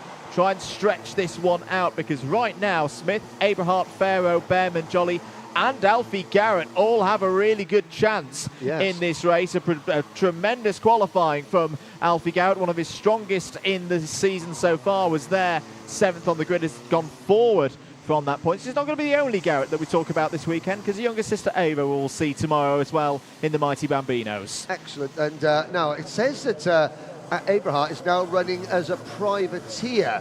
He certainly hasn't got the full Richardson chassis engineering graphics kit on. He's replaced it with his Travis Perkins sponsorship, but he's trying to build a platform off which he can make a move on the race leader. And just under 3 minutes to go. Here he goes once again, Jinx out wide. It's going to be difficult to try the crossover move, because again, he might have a little look coming up the inside going into Ashby's. He's going to get the run. No, Smith defends. So his next opportunity might be diving up the inside, but he's signalling to say, no, don't defend, go, go. There's still a lot of people sitting behind us, including the GP plate holder of Sebastian Behrman. Jolly is there in 4th. Then it's Farrow and Garrett in 5th. Austin Oman is now catching this group in 7th. So we got a lead pack of 6th, side by side for the lead. Oh. And that lets Behrman through. They both run wide. No, Abrahart gets him back. Yeah, Abrahart, we're getting back down the inside through the new chicane, and a warning flag out there as well for the number 44 of Lucian Smith. Also news from race control. The number 32 of Logan Rolfe has received a 5-second in-race time penalty, but is a long way down the order, unfortunately, in 19th place. Oh, Garrett did very well there to keep himself in 6th place. He had to dive to the inside to avoid Arthur Farrow in the braking zone. Keeps himself in the running. 90 seconds to go. I've got to say, Henry, I've been very impressed with Sebastian Behrman in this race, as Max Jolly sticks it down the inside of the GP plate holder to take 2nd place. That's a bit of a chance now for Abrahart to break away. He's got a 4/10 lead. Yes, indeed. 5th in the championship. Behrman 4th in the championship. And this is a possibility for Abrahart to... well, he wants as many karts between himself and Behrman as possible. Luke Millward, after his earliest bid, is 15th. Sadly, George Climo, all the way from Cornwall, he's made it back up to 17th position. And it's side by side, wheel to wheel, former teammates Behrman and Smith. Wheel to wheel, they manage to stay off each other. And who is this coming into the picture? The O plate of Joshua Cook is closing in as well. So already Austin Oman has caught this lead group, making it a lead group of 7, and Cook and Page aren't far off afterwards. Oh, that's Smith on the grass. That's going to drop him back, and Cook goes past him. And that's how quickly things can change in MicroMax UK, because we're talking about Sebastian Behrman being the best positioned driver in the top 4 of the point standings on the road. Not anymore, because Austin Owen's back on the scene and has got ahead. It all broke down through Ozier's corner. Behrman and Smith They're in very close proximity. So now it's Abrahart, Jolly, Garrett, Owen, Farrow, your top 5. After a bit of a weaker start for Austin Oman, this is the kind of consistency he needs if he's going to be champion this weekend. Down the hill now, Behrman has got back up to 5th place ahead of Arthur Farrow and Joshua Cook, like he did in the O-Plate final, where he crept his way up the race order in the final to become the O-Plate winner. Is there again in 7th place. Time is up though in this first heat of the weekend. Abrahart and Jolly should surely have this zone up 1st and 2nd. The big question though, Henry, in what order? Well, Maximilian Abrahart, in true Franklin Saint fashion, he's built this brick by brick as he's trying to get that win. He's got himself a nice platform now. Has the Travis, see what I did there, scaffolding platform, Travis Perkins. Oh, hero weekend. Here comes Jolly though to the outside. He'll now try the crossover move as they go across the top of the hill through Inkermans. But Abrahart's going to sweep to the inside. Jolly will swing wide. Now he'll try the undercut, but he'll be on the outside line for the run into Wilkins. That's not going to happen. Oisiers is his next opportunity, but already Abrahart is doing a good job there of covering his line and not costing himself too much speed. Into the boot for the final time then. Maximilian Abrahart looking to hold on to victories. 5th in the standings at the start of the weekend. Could he move himself further up the order? Well, this is going to be a big helping hand for the start of his round. He's going to take race victory in Heat 1 from Max Jolly P2. Brilliant race there from Alfie Garrett, up 4 places to 3rd. Austin Oman, that is a very good result in the circumstances. P4 for the championship leader ahead of Sebastian Behrman. Joshua Cook there as well scores nicely in that first round of heats to finish P6. Lucian Smith 7th, showing that the speed that he had at Kimbolton a few weeks ago is still with him in the number 44. Charlie Page up in the top 10 as well. They're completed by Arthur Farrow. And Harry Radcliffe, I think, was your biggest mover. Yes, he was, up 9 spots and into the top 10. Yeah, good result there for Harry. Dian Pahal finishing in 11th position, ahead of George Swire, Benedictus Masiokas and Ansel Murray are your top 14 finishers, and yet still no sign of Luke Millwood. There he is, 17th, I would imagine, with some residual damage from that first lap incident that cost him any chance of a good result. Well, while we watch the Whilton Mill officials and the clipboard of doom, something that is bright and breezy and not doom and gloom are our sponsors. Let's hear from them very shortly.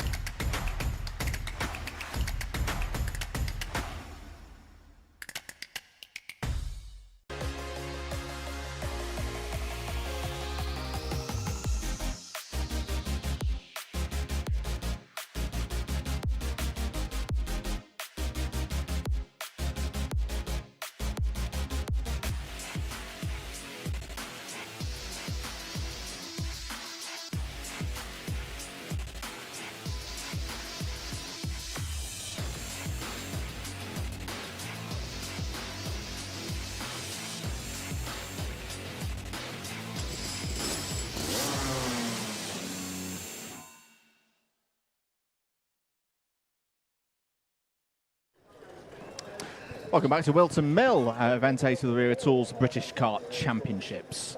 Now, Andrew Mather, I am a go-karting sponsor, and Yes. I have a business, and I have decided to put some of my hard-earned money into sponsoring a talented young driver. But I'd like to come and see that young driver in action and enjoy a day out, maybe even bring a couple of clients with me. How would one go about doing that in the Wera Tools British Kart Championship, Andrew Mather? I think you'd get on the ticket website and get one of those spots for the VIP hospitality suite. You mean to say I can buy a ticket to VIP hospitality in the Wera Tools British Kart Championship? You can indeed. Really? I never knew that. Well, I'm glad you told me. I'll definitely do that now, as should all the other sponsors. How are we going to find out what it looks like, though, Andrew Mather? I think there's only one thing we've got to do. I think we've got to head down to Nicole Sutherland. I think that's a splendid idea. Please, on behalf of all prospective sponsors, show us around. As the boys said then, it's Nicole Sutherland and I'm down in the hospitality suite. I'm out in the outdoor area currently, but I'm going to take my seats away and join Minna Lane, who is the face of our hospitality suite today.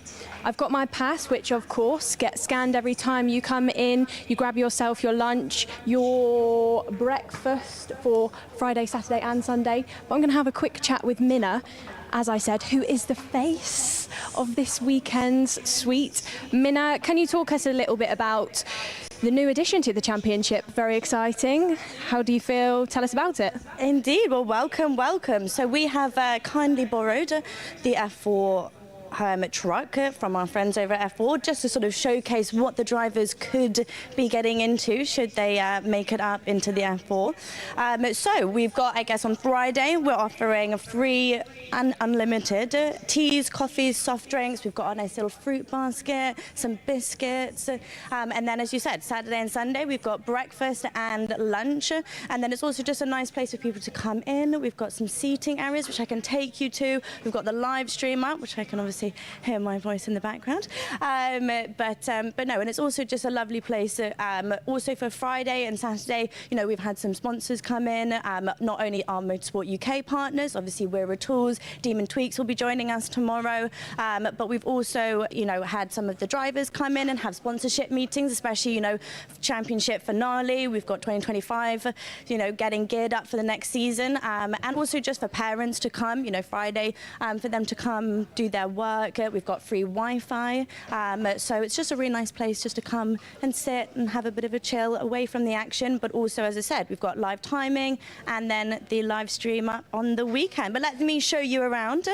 I think even though it's you know, new addition to this championship as well, it's proved to be popular. I think you've sold out the 80 tickets that were on offer, so everybody taken advantage of the fantastic opportunity that there has been. And like you said, you've seen some partners of drivers coming this weekend to kind of attend and get that VIP experience. Exactly, and I think it's also nice for friends and family to come along, as you say, you know, for people to come and watch and see what it's all about. So it's just a nice area, whether it's you know, as I said, friends, families, partners, whether you need to work or just come and have a relax. So yeah, so over here we've got a sort of drink station set up, and as I said, people can just come in and out, grab whatever they want throughout the day. Same with teas and coffees. Then we've got two screens up here. That's where you can see my face.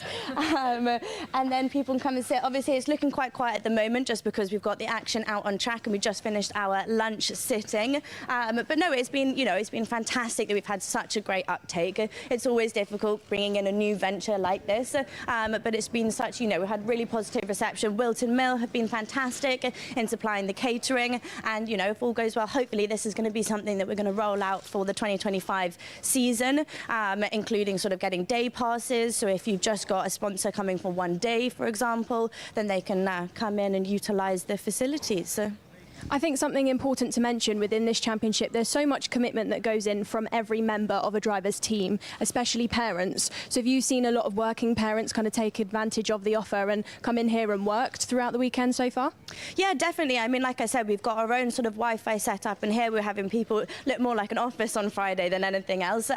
Teams calls going on, and as I said, because, you know, it's a working week, it's just really nice for parents to come in instead of having a laptop on their lap in their, you know, noisy awning, just somewhere separate to come and sit. And we've also had mechanics take advantage of that as well, which has been really nice. So what we've offered is we've offered takeaway boxes for both lunch and breakfast. So if they've, it's karting's back to back. We know it's busy, so they can come in, they can grab their food, they can take it back to their awning if they need to, and I think that's been really nice for the mechanics as well, and also for teams to give back to their mechanics for the hard work that they sort of put in over the season. So as you say, we didn't want to make it exclusive to just the sort of the parents or partners in particular. We really wanted to make it inclusive for everyone to feel as though they can come in and make use of it. I think as well, like you mentioned, the mechanics are so busy all the time between engine changes, doing the data, tyres, changing, components on the cart. So like you said, that takeaway element of things where they don't have to wait in a big queue to eat, they kind of fed on the spot is very, very handy. No, definitely. And, as I said, Whilton will have been fantastic in providing the food for us. And obviously I'm going to say this, but it's great value for the whole weekend. £60 including VAT for the 3 days, and like I said, that's unlimited drinks, coffees. You can just come in, grab a water, grab whatever you need, and take it out with you, so that it does fit in with that busy schedule. Thanks very much, Minna. I think if you don't mind, I'm going to grab myself a coffee and then take a little tour around here. I'm going to. You might have to help me there. Shall do. What would you like? Ooh, do I get a choice? Do I get a choice? A ristretto, espresso, cappuccino, cafe latte, or a macchiato? Ooh, let's go cafe latte, please. Thank you. What a hostess. So take a tour around here then. I can see myself on the big screen. 2 of those. Teas on tap there for us, Minna, and if this driver doesn't mind, drivers even taking advantage of this hospitality suite, I'm going to take a seat next to you. Name and class? Luke Osman Price, Senior Max. Luke, and what do you think of the hospitality suite this weekend? You've been making the most of it? Yeah, it's been quite nice, just somewhere to come and chill after a long race. It's just nice to come and sit here. They get free drinks, that's been nice. Been having quite a few Diet Cokes and stuff. But yeah, it's a good addition to the weekend. So on a weekend, it's the last round of the Rotax British Kart Championship, so pressure's on. Do you actually find having the hospitality suite takes a bit of pressure on? You can go somewhere kind of away from the awning, away from the track, and just relax a little bit? Yeah, I mean, I don't stay at the track, so I haven't got a camp fan or anywhere to go to. So if I don't want to watch the race and I just want to have some time to myself, I can just come here and just go on an iPad or my phone or just listen to some music or whatever. It's good. And have you had parents or mechanic come in here this weekend and kind of make the most of it with you? Yeah, my mum was in here. She just ran away from the camera. Yeah, I've had my mum in here and my mechanic. I don't know if he's coming yet, but yeah, they've been making the most of it. Great to speak to you, and good luck for the rest of the weekend out on track. Thank you very much. So we'll head back round this hospitality suite. I'll try not to trip over any chairs. I think we've got 2 media members of the Kart paddock sat down here in the suite, Lucy Derrick and Amelia Nelson. Lucy, Amelia, what do you think of the hospitality suite? I think it's great. It's a great opportunity for the championship, and for us, from our side, it's great. There's free Wi-Fi. That's a great speed, which at kart tracks can be a big problem. I think, as we all know. So yeah, it's great. People as well trying to get onto the Wi-Fi. Exactly. So it's great to have our own Wi-Fi, sit down with a cup of tea, and just be able to work and not have to stress. It's brilliant. And Amelia, working but also a spectator this weekend. Hospitality suite. What do you think of it so far? Yeah, I really like it so far. It is nice to have a separate space to be able to focus more away from the noise, but also be able to hear the live stream and the live timing and everything, so be involved in that aspect as well. And it's great to see the drivers in here with an opportunity to bring any sponsors or partners that they have down to a special space for them as well. And something to mention, you race yourself. I know you're very active in seeking sponsorship. Is this actually something, as a driver who does that actively for themselves, you would be taking advantage of to get partners more involved? Definitely. When I was seeking my own sponsorship, it was a big thing that the sponsors would like to come down and spectate. So it is really nice for them to have, a comfortable space and somewhere to chat with the driver. And yeah, it's a really nice space to have. And the food, have you had any yet? Was it good? Oh, it was brilliant. The food was great. It was like a buffet, and the biscuits are also top tier. What were the best biscuits? Oh, the Viennese Whirl ones. Is it Viennese Whirl or Viennese Swirl? swirl or a whirl. Either way, it was great. 12 out of 10. Amelia, best bit of the buffet? All of it. I love all food as much as you can eat, you know. I love that you can go up for seconds and thirds if you wanted it. Now, Hospitality Suite has gone a little bit quiet, so I'm going to head back over and continue to speak to Minna. Minna, like I said earlier on, has been the face of this. I just have a few more questions for her, and she has her coffee. Thank you very much. For you. Minna, moving into the future then, when it comes to partnerships with Wera Tools, Demon Tweaks, how much benefit do you see being brought to them having this as an addition to the championship? Definitely. I mean, obviously, you know, like I mentioned, we've got the F4 truck with us, but hopefully in the future we'll have that all branded up. So it's another opportunity to sort of raise their brand awareness and their sort of association. I think what's really fantastic is that currently only FIA and World Karting Championships offer hospitality. So it really elevates the British Kart Championship, especially, you know, not only within Europe, but globally. We know that the British drivers are some of the best out there. And now this sort of elevates that, as you say, to a partner level. You know, it's great. Like I said, we had Wera down yesterday. They'll be back again tomorrow, along with Demon Tweaks. And for them, it's really nice to sort of come and see, you know, where their, you know, their work is going, and sort of come, enjoy, see the drivers, and see it all in action. I think we can see where some of the work is going as well. You've got the Wera Tools Radical SR1, very sitting nicely outside of the window. Nice view from within the hospitality suite. We can see the juniors in the background there as well, who will be shortly heading out. I think that's about it from the hospitality suite today. Obviously open all afternoon, all day tomorrow. As Minna said earlier, £60, £50 plus VAT. I think I'm looking forward to seeing some more of this next year. Thanks for your time, Minna, and thank you to the British Kart Championships Hospitality Suite. Thank you so much for coming. See you. Very good to see activities down there in the hospitality suite. Thanks to the whole Motorsport UK team for getting that here this weekend. Before we go to a commercial break, very quickly, there was one incorrect fact that was said in that. Go on. Apparently only this and the FIA do hospitality. 2003, Landau Kart Club, my team, OSB Motorsport, we had a sponsorship deal with Clark's Pies.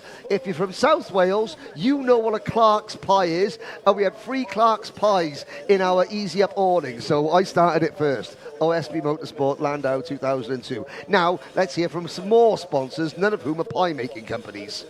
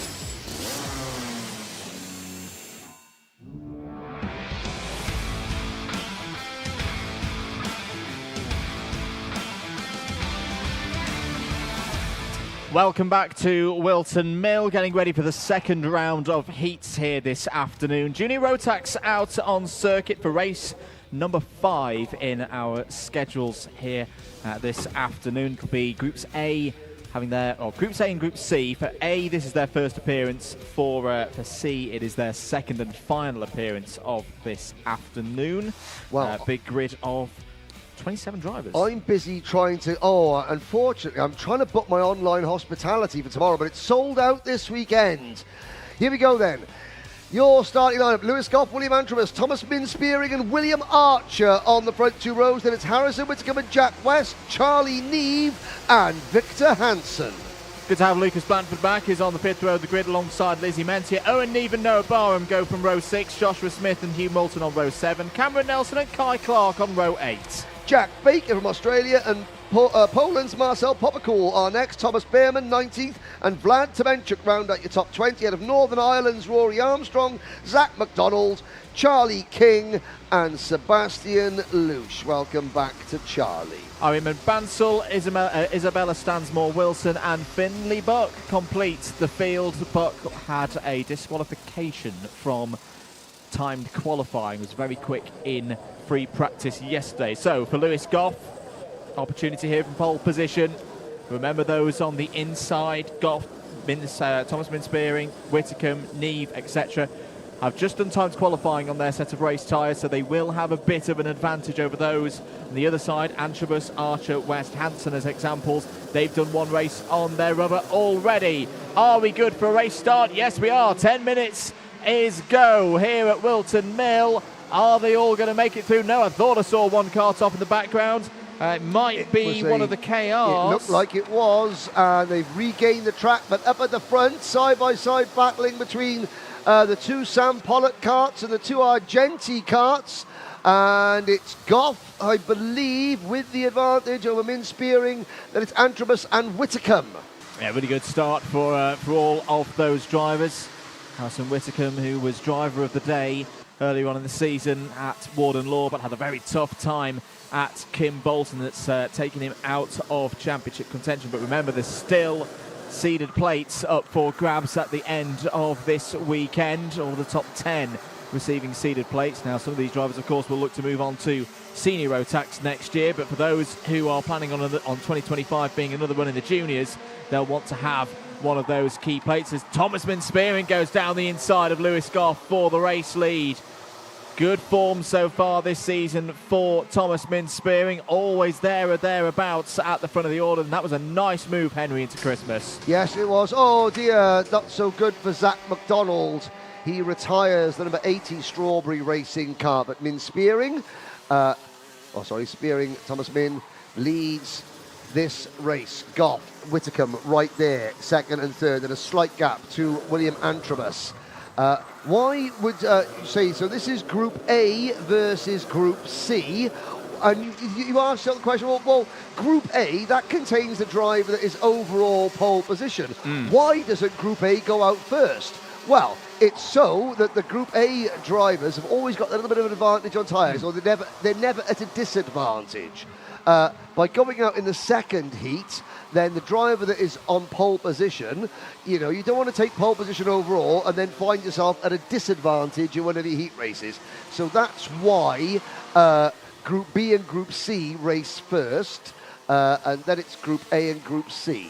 Indeed, and I tell you what, William Antrobus, who was in that Group B versus Group C race, is having a really good run here, because even though he's got a few more laps on his tyres, he is pushing this top 3 along by quite a margin. 47.14 last time around for William Antrobus.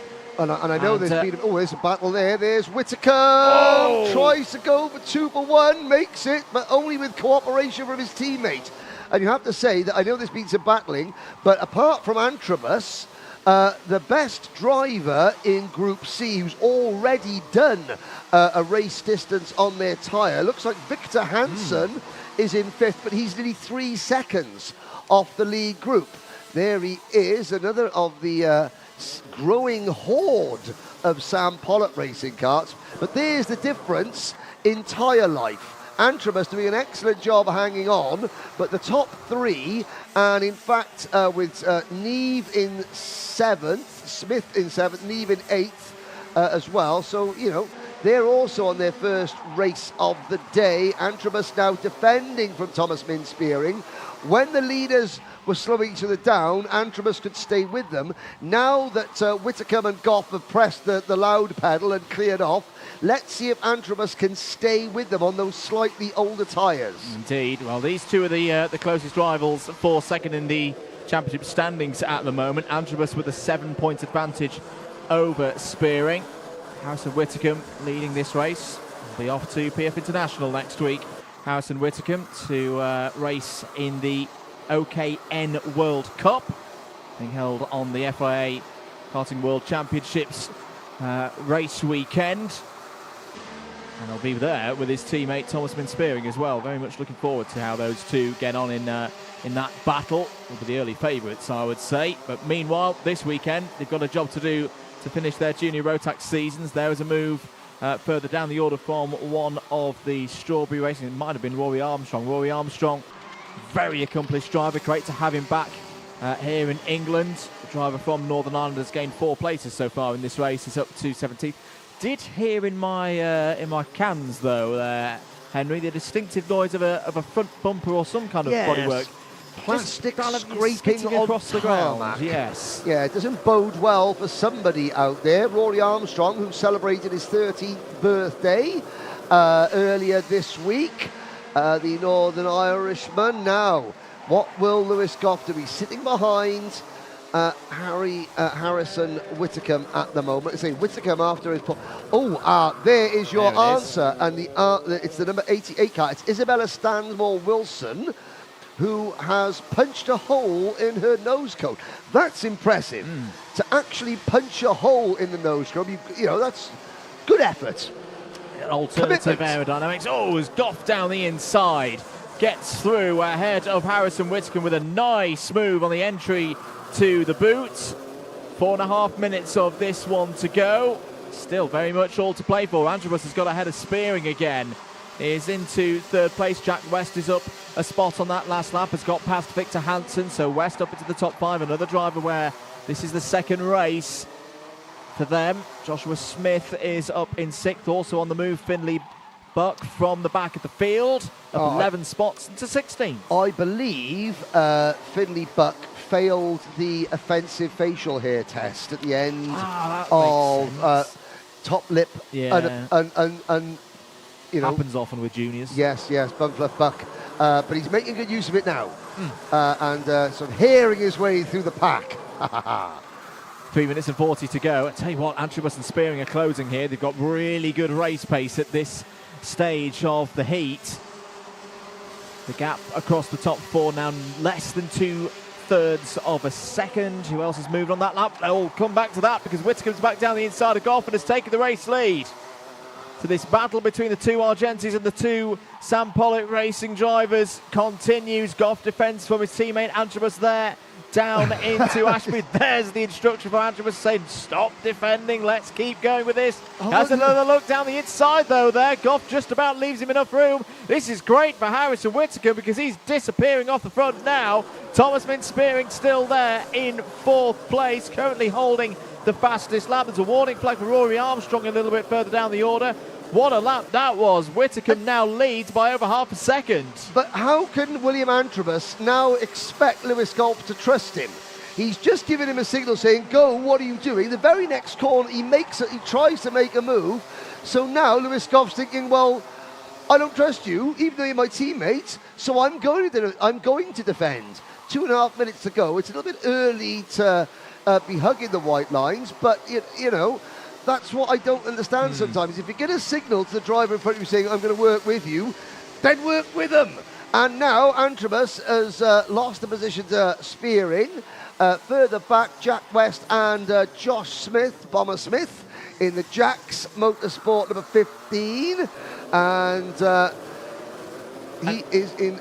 Charlie Neves having a good run in 7th as well. He is indeed for Strawberry Racing. And the other thing that these drivers, Goff, Spearing, Antrobus, need to consider, Jack West behind. We saw in the previous race for Jack West that he nearly closed in on the leaders to take positions, and he was 2 seconds behind on the last lap. So we know that Jack West in the second half of these races has got some really, really good race pace, and he's got some help this time in the shape of Joshua Smith. You see there with the colours, the red white and green of Project One Racing. Project One Racing, who of course merged with Jack's Motorsport earlier on in 2024 to form the P1 Racing Group.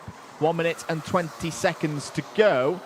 And I'm keeping an eye on West here, Henry, because he's charging along again. Yes. Yeah, he's quicker than the race leader.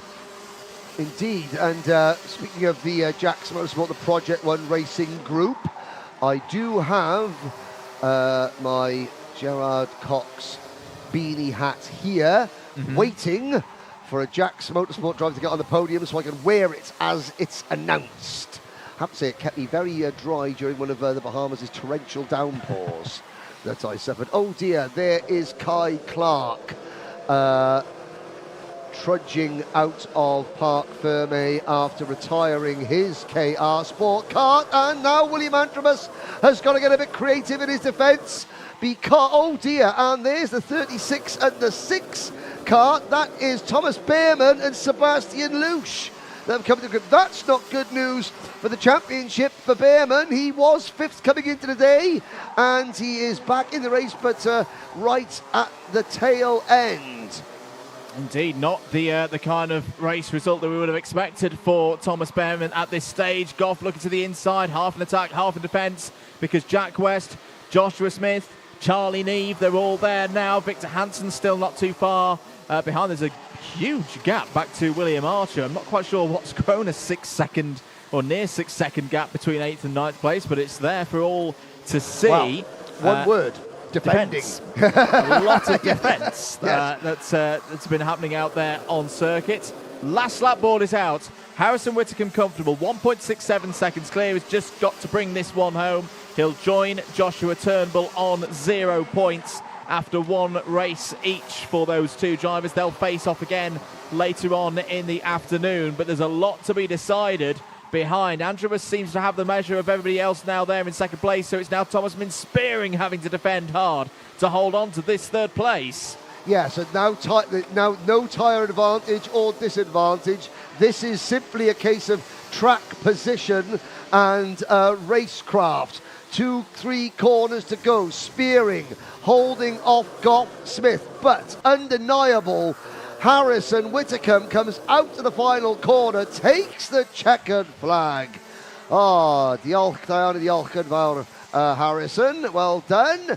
Antrobus 2nd, good result for William Antrobus. His day is done now, is William, so he's done a very good job there. Thomas Min Spearing is 3rd, Lewis Goff 4th, Joshua Smith, good progress there to capitalise on a couple of late moves, finishing in the P5, followed by Charlie Neve, Jack West, Victor Hansen, Hugh Moulton again, only 9th, then William Archer, followed by Lizzie Mentier, Cameron Nelson, Finley Buck, and Australia's Jack Baker for Evolution Racing. Lucas Blanford P15 ahead of Owen Neve, Noah Barham, Charlie King, Vlad Tomanchuk and Armin Bansal. That's your top 20. Difficult race for Rory Armstrong there. P21 ahead of Marcel Poppakol. Problems as well out there for Isabella Stansmore Wilson, Thomas Behrman, Sebastian Louche. 2 retirements, Kai Clark and Zach McDonald. That leaves the intermediate classification looking like this with 1 race to go now. Do bear in mind, for some of these drivers, they'll have done 1 race. For some of them, they'll have done 2. Whitcomb and Turnbull on 0 points apiece. Spearing on 3, Goff on 4. That's been a very useful afternoon, Henry, for William Antrobus, because he's the next driver up at the first of those who've done 2 races. Yes. On 4. So it can only get better for William Antrobus. Harrison Crowther is also there on 4. That was from the earlier race. Kai Veach and Joshua Smith on 5. So, yeah, really, really strong position there in the intermediate classification for William Antrobus. Yes, he hasn't taken a race win, but 2 seconds, that'll do. Now, look at marvel at Antrobus there. What's the name? Looking, bloody fair play, Harrison. You've just won a race in that go-kart. Treat it nice. But look at there, Antrobus. Demure. Mindful. Is that still a thing? I don't know. I think it's just been a junior. Anyway, as I say, no, it's a very good performance from Antrobus. Puts a little bit of scoreboard pressure on Whitcomb, Turnbull, Spearing and Goff, who will all race together, of course, in that Groups A versus C race later on this afternoon. There's a quick sight of Thomas Min-Spearing, third in that one, and will start third on the grid for his second race later on, which is a reminder for those who weren't with us earlier that A versus C race, A versus B race, I should say, for the seniors will be at 4:55. Right, is Harrison going to give his go-kart any more GBH? It seems a bit... Now, I've never been accused of being the sharpest knife in the drawer, but if you wanted to move a go-kart on the ground, pushing it is sometimes easier than trying to lift it and pull it. But there we go. But as Stuart Angus on the live chat says, a good drive from the Welshman. Yes, indeed. And we now wait. We've got we're halfway through today's slate of races, Andrew Mather. I think before we get started with this next senior race, it's high time we hear from one or two more of our very, very loyal and wonderful sponsors.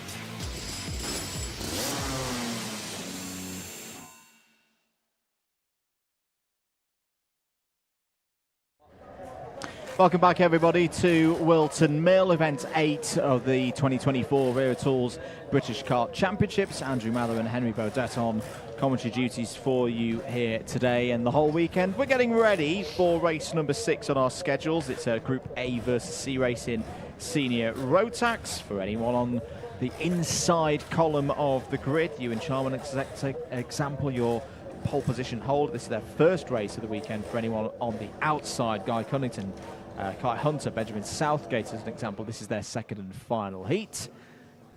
Is Joshua Graham on the right-hand side, having a little chat with Chris Walker. Yes, indeed. As kartpicks.net, and of course Josh's dad, who is there as well. And again, Josh Graham with his Team UK race suit. He's not in contention, sadly, this year to go back to the grand finals via the British Championship. Now, there's a young man who is, in my eyes, doing a very good job. William Pemble. It's only his second year in karting, I believe, or his second year racing at this level for Thule Motorsport, and he is doing a good job up with the big boys. There's Jamie Perilli. I look forward to making fun of his dad Simon's, the colour of his powder blue BMW later on. Oh, sorry, already did. Never mind. Luca Osmond-Price, he's fresh out of the hospitality unit onto the grid, so he should be well rested and rehydrated. So, race number 6, it's Group A, Group C in seniors.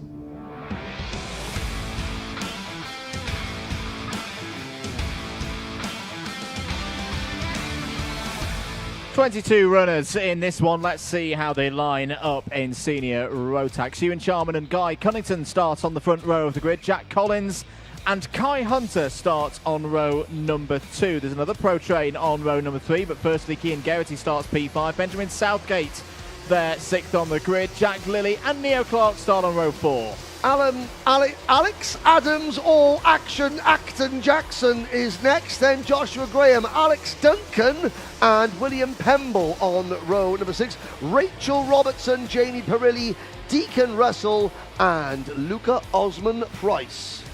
Rest of the order, Caden McQueen and Ben Cook due to go off from the 9th row of the grid. Louis Weaver was very quick yesterday in free practice, but unfortunately it's row 10 alongside Ethan Martin for the start of this one. 11th row of the grid, Joshua Rudd and Jack Gillingham. Before this race gets going, Henry, Yes. I really want to sing the praises of Pro Train. Yes. What a job they have done in timed qualifying today. Jack Collins starts this one third on the grid.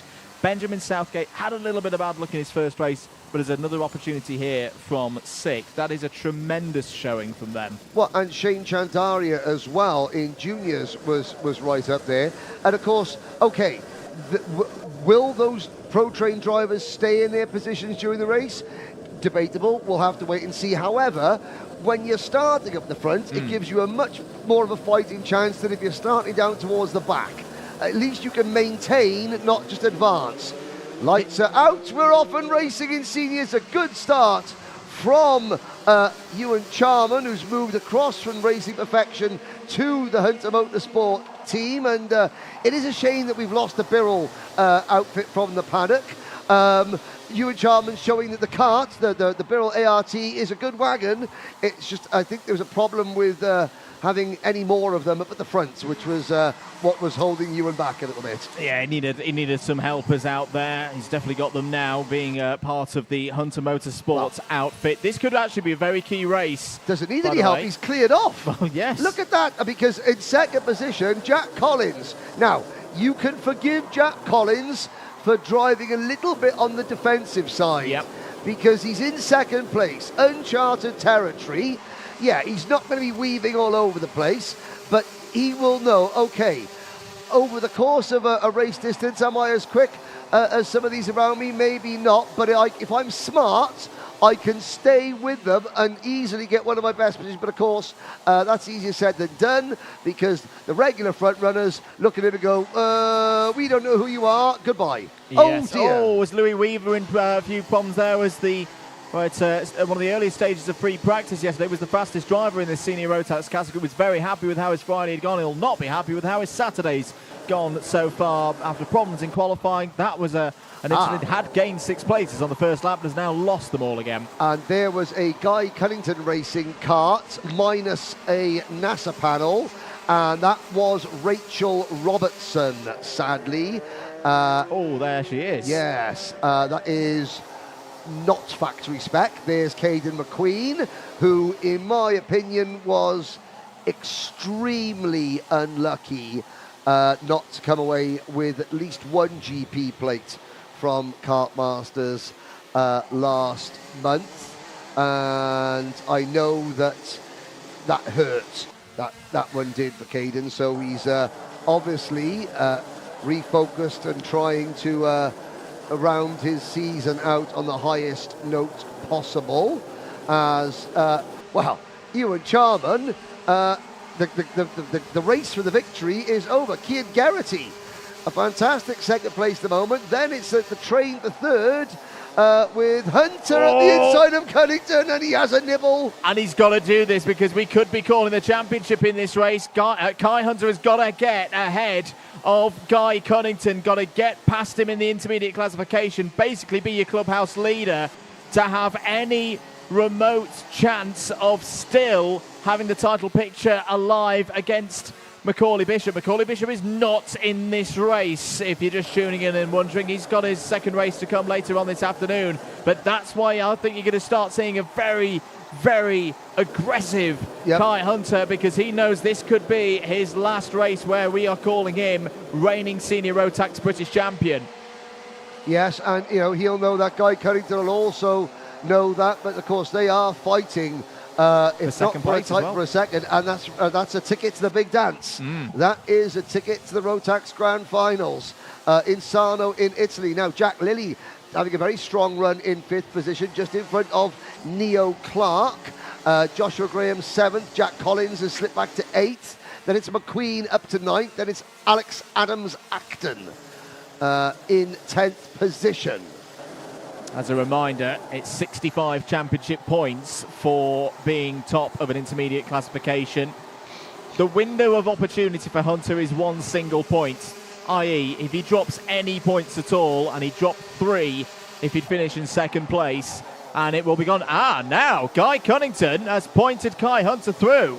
So Guy Cunnington perhaps maybe thinking the bigger picture and going, want to keep himself in there. He's not particularly interested, I'd imagine, in the fight between Kai Hunter and Macaulay Bishop. That is Hunter up to third place. That's a very interesting development. Well, because Guy Cunnington knows what Kai Hunter has to do, and so he's thinking to himself, right, Kai is going to be all over me like a cheap suit. So my best chance of winning this race is let Kai go and just follow him up to the leaders, because, he has to be more aggressive than I do. And basically, whether I like it or not, Kai is going to be trying his best to come past me. So let's not slow each other down. Let's, means to an end. I've lost the battle, but I've got a war to win later on. As indeed. 5 minutes of this one to go. The next couple of laps are going to be very, very crucial now for Kai Hunter to see what can he do about Cian Geraghty, who's 0.9 of a second up the road. Ewan Charman, I think he'll worry about later on in this race. There's a job to be done first of all to catch up to the number 11. 4 minutes and 40 seconds remaining in this one. Who else is progressing up through the order? Kana McQueen's on the move, up 9 places now and into 8th. Another driver who will have the pleasures of watching next weekend at PF International, taking part in the FIA Karting World Championships here on UK soil for the first time in a good many a year. He'll be racing in an IPK. Since 2017, I was lucky enough, along with my the voice of karting and my mentor Ken Walker, to do circuit commentary for that event. But here's a quiz question for you, ladies and gentlemen, on the live chat. Prior to the 2017 CIK World Championship, where and when was the previous time the FIA or CIK FIA came to the UK? Not necessarily the World Championship, it was, but for it was Tubber's class. Where was it? And I bet, I can't remember who won, says the disembodied voice in my head, but I know where it was, and I bet if you name 20 different circuits, you wouldn't guess it. So get guessing. Meanwhile, 3 minutes and 20 seconds to go in this one. Charman still leads by 1.5. I tell you what, Kai Hunter is digging deep here. He is pulling that gap to Cian Geraghty down. It's down to around half a second with 3 minutes to go. Kai Hunter, who for so many years was so close to claiming that number 1 plate in the Senior Rotax British Kart Championships. 2023 was the year he finally claimed it. He is not prepared to roll over for his former protege in the Dan Holland Racing team. He wants to give it everything to keep hold of that number 1 plate. He's got to find a way past Cian Geraghty though, because right now in our top 8 in our commentary box position in the intermediate classification, your top driver on 2 races is still actually Guy Cunnington on 7 points. So I imagine Kai Hunter's just going to be outside that. He needs this second place to keep the championship fight alive. I just realised I made a boo-boo in my question. So we got people on the live chat saying 2013 PFI. Yes, it was part of a 2-round World Championship, but that wasn't what I meant. The last time before 2017, a single standalone World Championship. And it was a World Championship. It was a single standalone World Championship in the UK. Yes, we had the European Championships, CIK, were held at PF International, but no. World Championship, single round before 2017. Sorry, Ekbob and PF Motorsport Magpie. Motorsport Magpie says Rye House. No. Rye House held the World Cup of karting many times in the 1960s and early 1970s. But there was one more in between PFI in 2017 and Rye House back in the 60s. Here's a lead change, and it was Kai Hunter not winning the World Championship back in the time, but no, it's Kai Hunter taking the race lead. Not lead, he's taking second position. Apologies, because Ewan Charman is still well up the road. At the moment, this is a good result for Hunter Motorsport. They're 1 and 2. Jack Lilly is having a really strong run here. Started on the 4th row of the grid, did Jack Lilly. Gary Beaumont, Cadwell Park, no. Ash Condola, Morecambe, Heysham Head. That was a World Cup venue as well. No, not quite. Not quite. And the answer is in Karting Magazine's archives, should you wish to go down that road. Anyway, back to the race, sorry. 30 seconds to go. Ewan Charman is your leader by 2 seconds. That's a nice move. That's Neil Clark down the inside of the number 47 of Caden McQueen. Caden McQueen, another driver who was part of that pulsating final in the O-Plate back in March at this Whilton Mill International Circuit. That's a response from McQueen back down the inside into 6th place. So 5 seconds. Was there a problem for Neil Clark there? It seems a little bit slow into as what's happened here. Joshua Graham, Neil Clark. Well, there's McQueen. I'm trying to see the last lap board goes out. Well, I think Neil Clark was sort of caught napping a little bit. Here we go, game on for second place. Who's going to try and go around the outside? Lilly thought about it, didn't quite have the track position. So down into Ashby one last time. Kai Hunter knows he needs to hold on to this. There's no real chance of catching up to you. And Charman, there's a moment there. Out. Was that Caden McQueen? No, it's Jack Lilly. Jack Lilly round. Is there damage? Well, there's definitely damage to his points hopes. Ewan Charman is going to take race victory. Will not care one bit about what's happening behind. What a brilliant drive from Ewan Charman. He takes the second heat in senior Rotax across the line. Kai Hunter does hold on for second place ahead of Caden McQueen in third. So Caden McQueen actually jumped up the order there right at the end. Cian Geraghty fourth and Guy Cunnington in fifth. Wow. Drama there at the end of the senior second heat. Charman wins by virtue of just clearing off at the start by 5 seconds over Hunter, McQueen, Geraghty, Cunnington, Graham, Clark, Adams, Acton, Perilli, Russell, Collins, Pemble, Duncan and Ethan Martin. Looking at the scores now, Kai Hunter doesn't appear in the top 8, which means he may have had a penalty of some kind. He was fifth in his first race, so he'll have 7. He'll be tied with Guy Cunnington. Yes. But Cunnington will take the tiebreaker because of time qualifying. Yes. That means that result, provisional of course though, because it could change of course. Yes, indeed. Should Ewan Charman for some reason not get through. But if that result holds, Kai Hunter P2, the best he can hope for in the intermediate classification is P2. He's also got a flat tyre. Ah. Oh, well, that's a lucky escaping away in terms of the round for Kai Hunter. That result means, at least provisionally at the moment, pending scrutineering in that heat, that Macaulay Bishop is your 2024 Senior Rotax British Champion. Yes. Now, I will put you out of your misery on the live chat. Thank you, Bob and Harry Garofal and Ash Candola. The answer is, you rewind the clock back, I think it was 1989, 1990 or 1991, the Formula C CIK World Championship came to Three Sisters in Wigan. Go and look it up. I had to do that research for the 2017. The last time a World Championship was held in the UK, and it was, Three Sisters of all places. And we head there in a few weeks' time as well. well. We do as well. I mean, so, go and look it up. I'm trying to think. Ruben Carapatoso springs as a name that springs to mind of there. But I got the report off Karting Magazine's archive. But have a little look back there for your, for those of you that like historical Anaraki type stuff. That's good. There we go. I'll use that one next week. Yes. There's Guy Cunnington's mum, having a little chat with him. A quick word about Macaulay Bishop. Yes. provisionally. Provisionally. That is his 4th British title since 2019. Yeah. He is now the single most successful driver in the modern era of the British Championship. Hands down.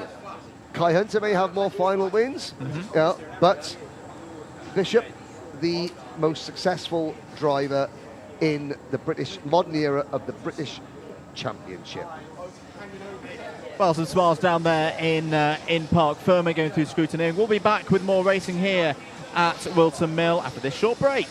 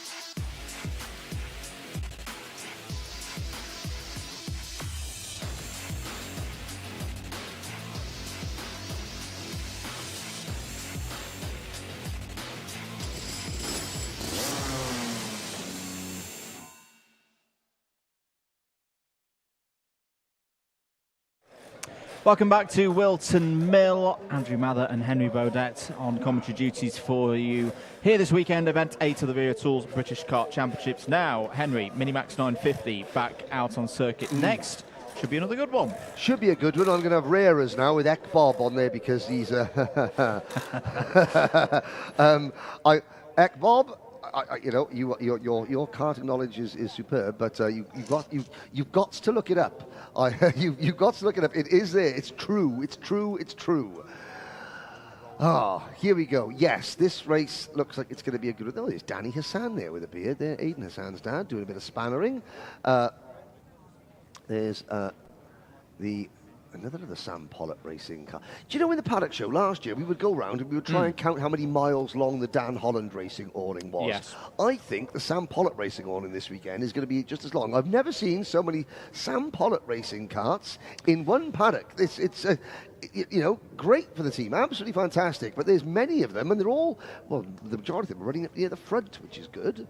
The result from earlier, if you weren't with us, spoiler alert, if you don't want to hear it, we'll do the old 10 o'clock news thing. Okay, now we'll tell you the results. Albie Friend was your race winner. Oliver Spencer P2, Finley Lyons P3, Emerson McAndrew in 4th, and Tom Reed completing the top 5. All drivers guaranteed the spots in the pre-final tomorrow. No need of repecharges. So this is going to be everyone absolutely flat out for the next 10 minutes. Whistle goes. Mechanics will head to the back of the pre-grid and just leave the drivers there alone with their thoughts before the green light tells them to head out onto circuit. And really good spirits again, the MiniMax 950 field. Just see Riley Morrow having a little moment there with Joshua Griffin. Yeah, little conflab there in the pits. Ekbob's fact-checking for me. Question, do you know who won the first 9 hours at Snetterton? Is it someone like Graham Hill? You know, Gary Beaumont? I don't know. It's either going to be something like Graham Hill, Tony Lanfranchi, or someone like that. Here we go. It is race number 7, MiniMax 950, and it's up next.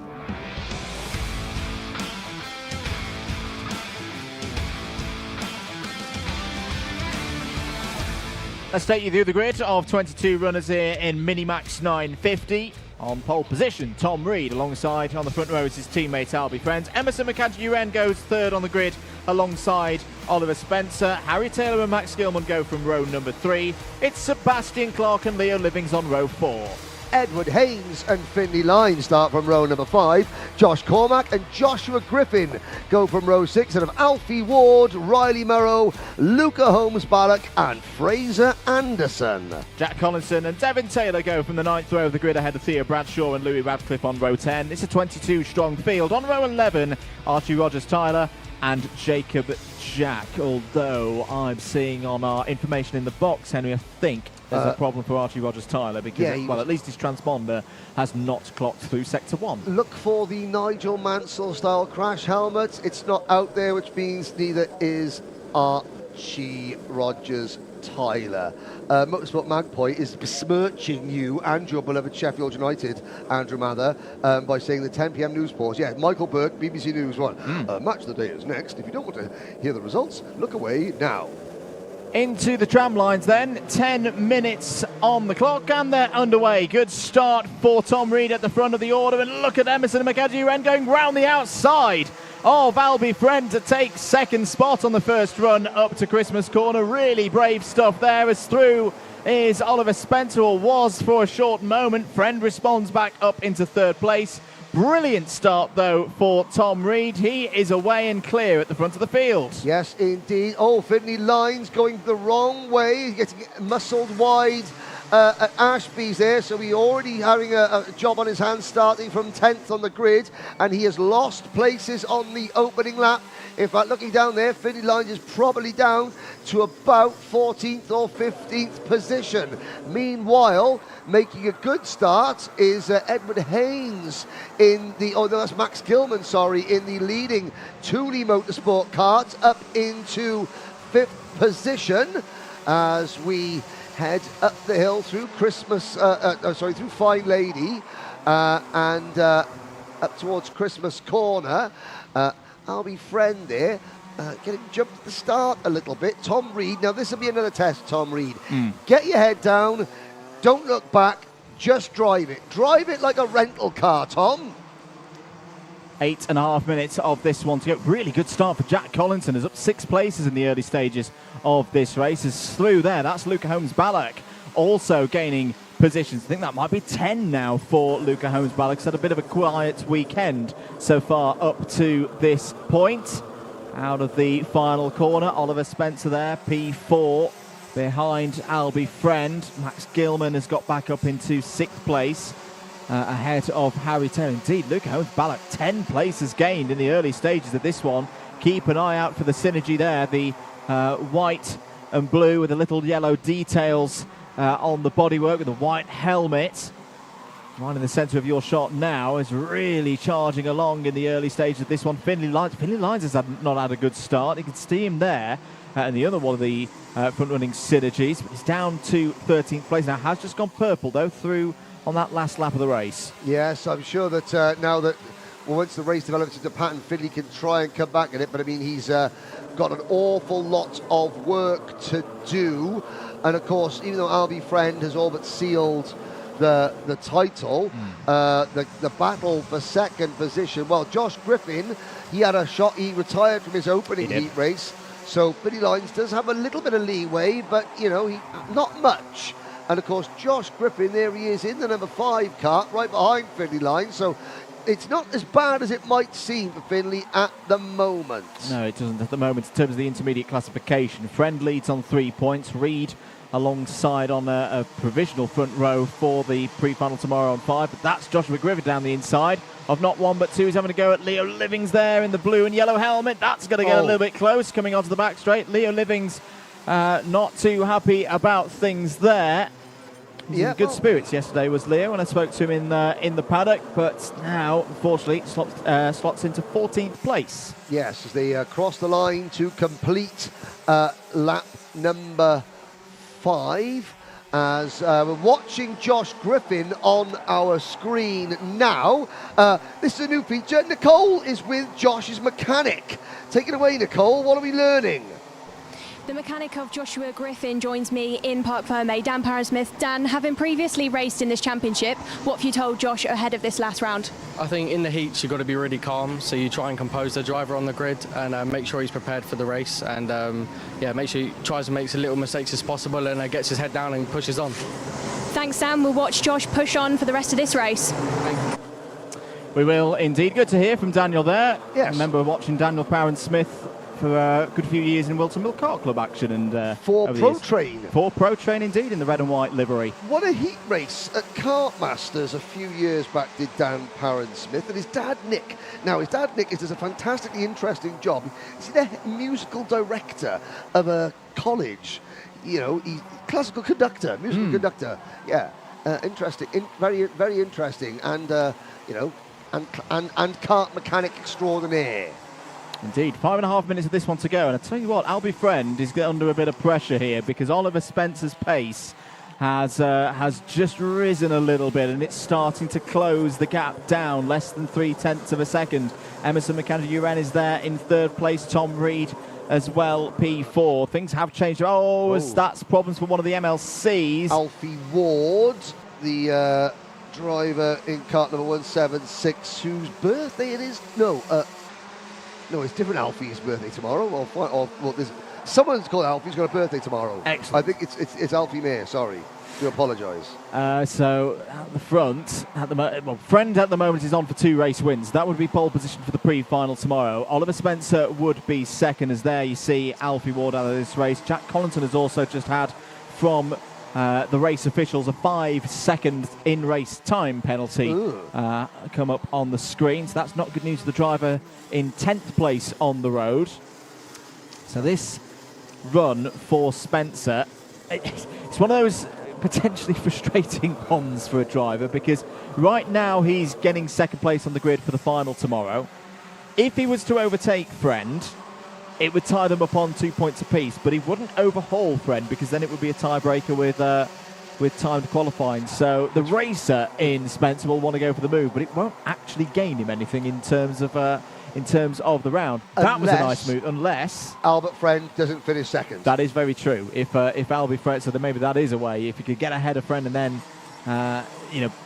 mix it up a little bit, that Friend ends up further down the order, then that could be a way for Spencer to go from second to first in the intermediate classification. Back with Luca Holmes-Ballack. This is the group from 5th downwards. Max Gilman in there. Max Gilman I've been really impressed with this season, Henry. Another big improver. Yes, indeed. Someone was getting sideways going into the boot there that I almost thought there was going to be an issue. But there is Gilman with his Thule Motorsport teammate Edward Haynes just behind him. Luca Holmes-Ballack at the head of this group. So you're looking at the battle for 5th position. 5th, 6th, 7th, 8th, 9th and 10th lines with the fastest lap of the race in 10th position. A 49.16 for Findlay Lines. And behind Lines you have 11th position Jack Collinson, although he's got a penalty coming. Then Josh Griffin, Leo Livings, Josh Cormack and the rest. Apparently it was Peter Carter and Michael Beaumont on a Bultaco 250. Oh dear, there's who won the first Snetterton 9 hours. Not a result I was aware of. Apologies to all those involved. Sebastian Clark we saw there losing a couple of positions down to around 12th place. 2.5 minutes of this one to go. Still not decided who's going to win this race, who's going to be on pole position for the pre-final tomorrow in MiniMax 950. Very good. One of the Toolies has a little look there. Excellent point on the live chat. When does the British Championship go to Landau? Global home of world motorsport, birthplace of champions. Unfortunately, not in the near future, because it's just too small. Well, it's perfectly sized. It's one of those things that track's great, rest of it rustic, I think you'll call it. I'm going to say, if you are interested in your, it'd be remiss of me to not mention this, if you're interested in your Rotax powered racing, yes, and you're nearby, I am. Club 100's down there this weekend. Oh, is it? Seniors, yeah. Go and have a look. Go and have a check it out. A good way of getting onto the Motorsport UK Karting Pathway ladder. Meanwhile, fight for second place. Tom Reed, Oliver Spencer, Emerson McAndrew-Uren. And that's a lovely bit of positioning from Spencer down the inside and gets him second place. Yeah, just again, a good awareness there. You know, not manages to hold his line, doesn't drift out too wide. You know, to give McAndrew and Reed a chance to get back at him. Now the question is, with a minute to go, can these three drivers work together over the next lap? And it's only going to be a lap to catch Albie Friend. I think probably not. The desire to defend will sweep them up, as it were. Although, as I say that, though, McAndrew Uren pushing Spencer on. Here's the next battle, the fifth. There's Holmes Ballock, Harry Taylor, Edward Haynes. Gilman is next. And Emerson McAndrew Uren has got past Oliver Spencer. Has indeed. Oh, problem for Spencer. Spencer's going to be out of this race. What has happened there for Oliver Spencer? It was all going good, and now he's got a loss of power. Pulls off to driver's right and will tumble down the order. Was set for the front row of the grid in the pre-final tomorrow. That will be gone. What a shame for Oliver Spencer. 2 seconds to go. We are going to get another lap on time, so 2 more for everybody out there still running.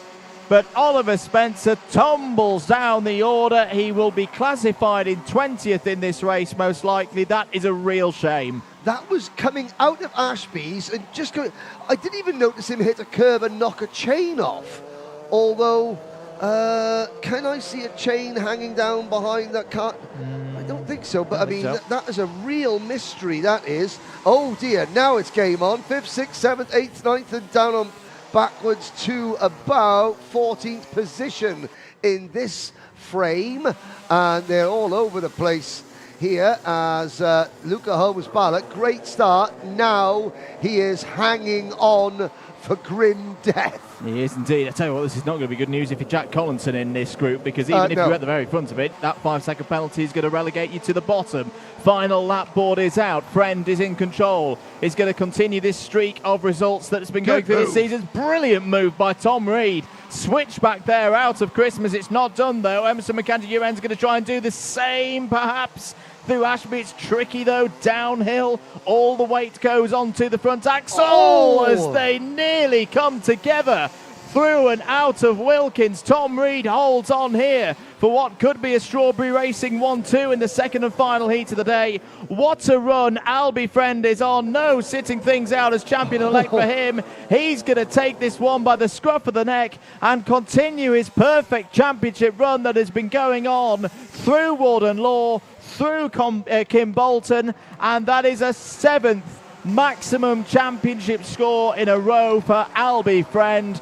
Emerson McAndrew Uren will join him on the front row of the grid as he did at Kim Bolton with that second place in heat number 2. He goes up the IC to finish on 6 points, and Tom Reed, really good day there, Henry, 3rd in that one. He'll be on the inside of row number 2.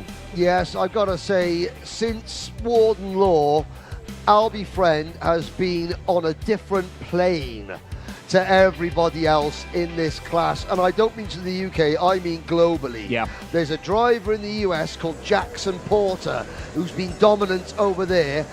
Nikita Lubimov from Estonia got his ticket, and when I awarded him his ticket, he said, Friend. We're practicing to beat Friend, you know, and that is how good Albie is at the moment as the rest of the field come through.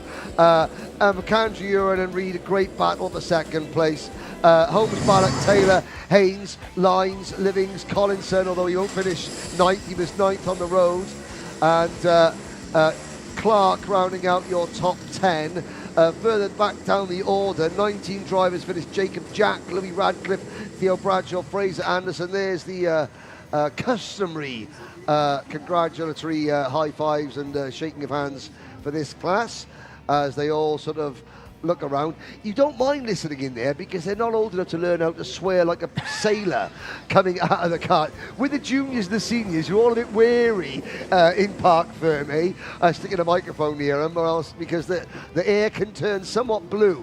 But Yes, they haven't learned how. They haven't learned how to make full use of the English vocabulary.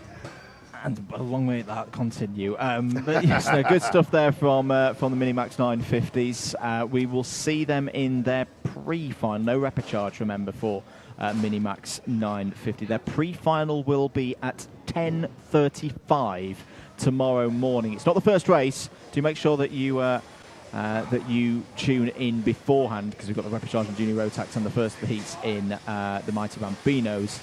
That's all to come, though. Let's have a little bit of news about something coming up in 2 weeks' time.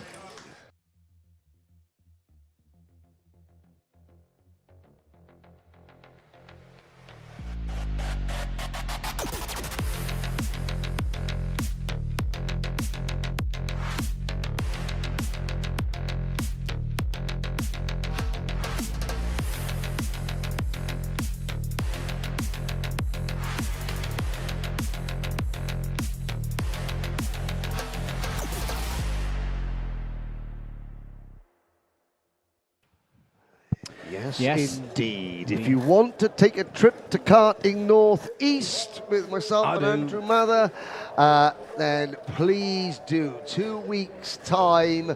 We're looking forward to host what is the third largest Rotax event in Europe of the season, behind the grand finals themselves and the international trophy. And of course, you can all come with me and Alpha Live to Sarno at the end of October, as well as we bring you the Rotax Grand Finals in full Technicolor. I did notice when Alpha Live produced their announcement video that somebody said, "Who's commentating?" Well, that'll be me. That'll be you. Plus guests from around the world. So yes, don't miss that. But you also don't want to miss this, because I got a feeling this next race is going to be rather good as well. It is indeed. It's the second heat of the day for MicroMax UK in this very open championship battle. All coming up after this short ad break.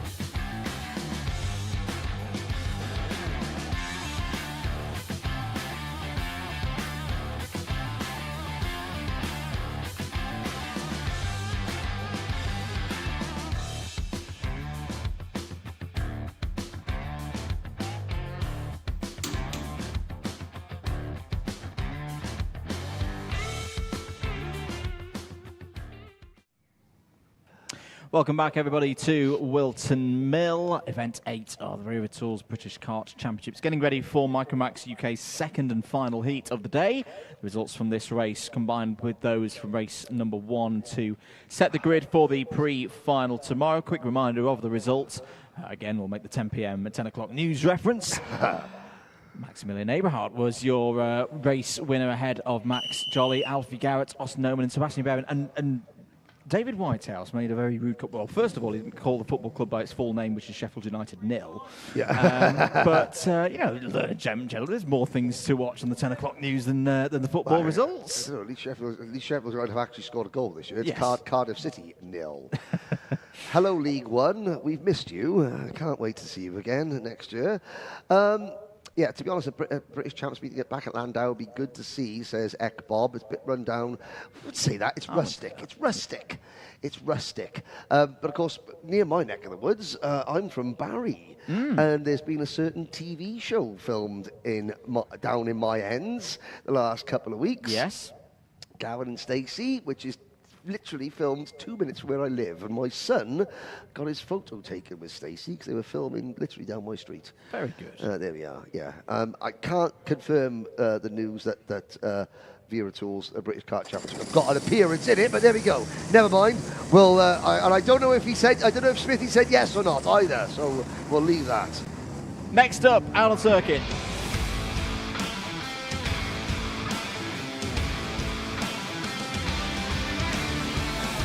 It's Heat 2 for MicroMax UK. Let's take you through the grid for this one. Max Jolly and Arthur Farrow on the front row of the grid. Lucian Smith and Austin Oman go from row number 2.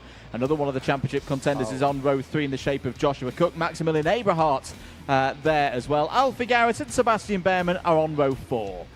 Luke Millward and Charlie Page go from row 5. Alfie Mayer and Dian Pahal are on row number 6. George Climo, Ansel Murray, Joss Hushka and Albert Fair.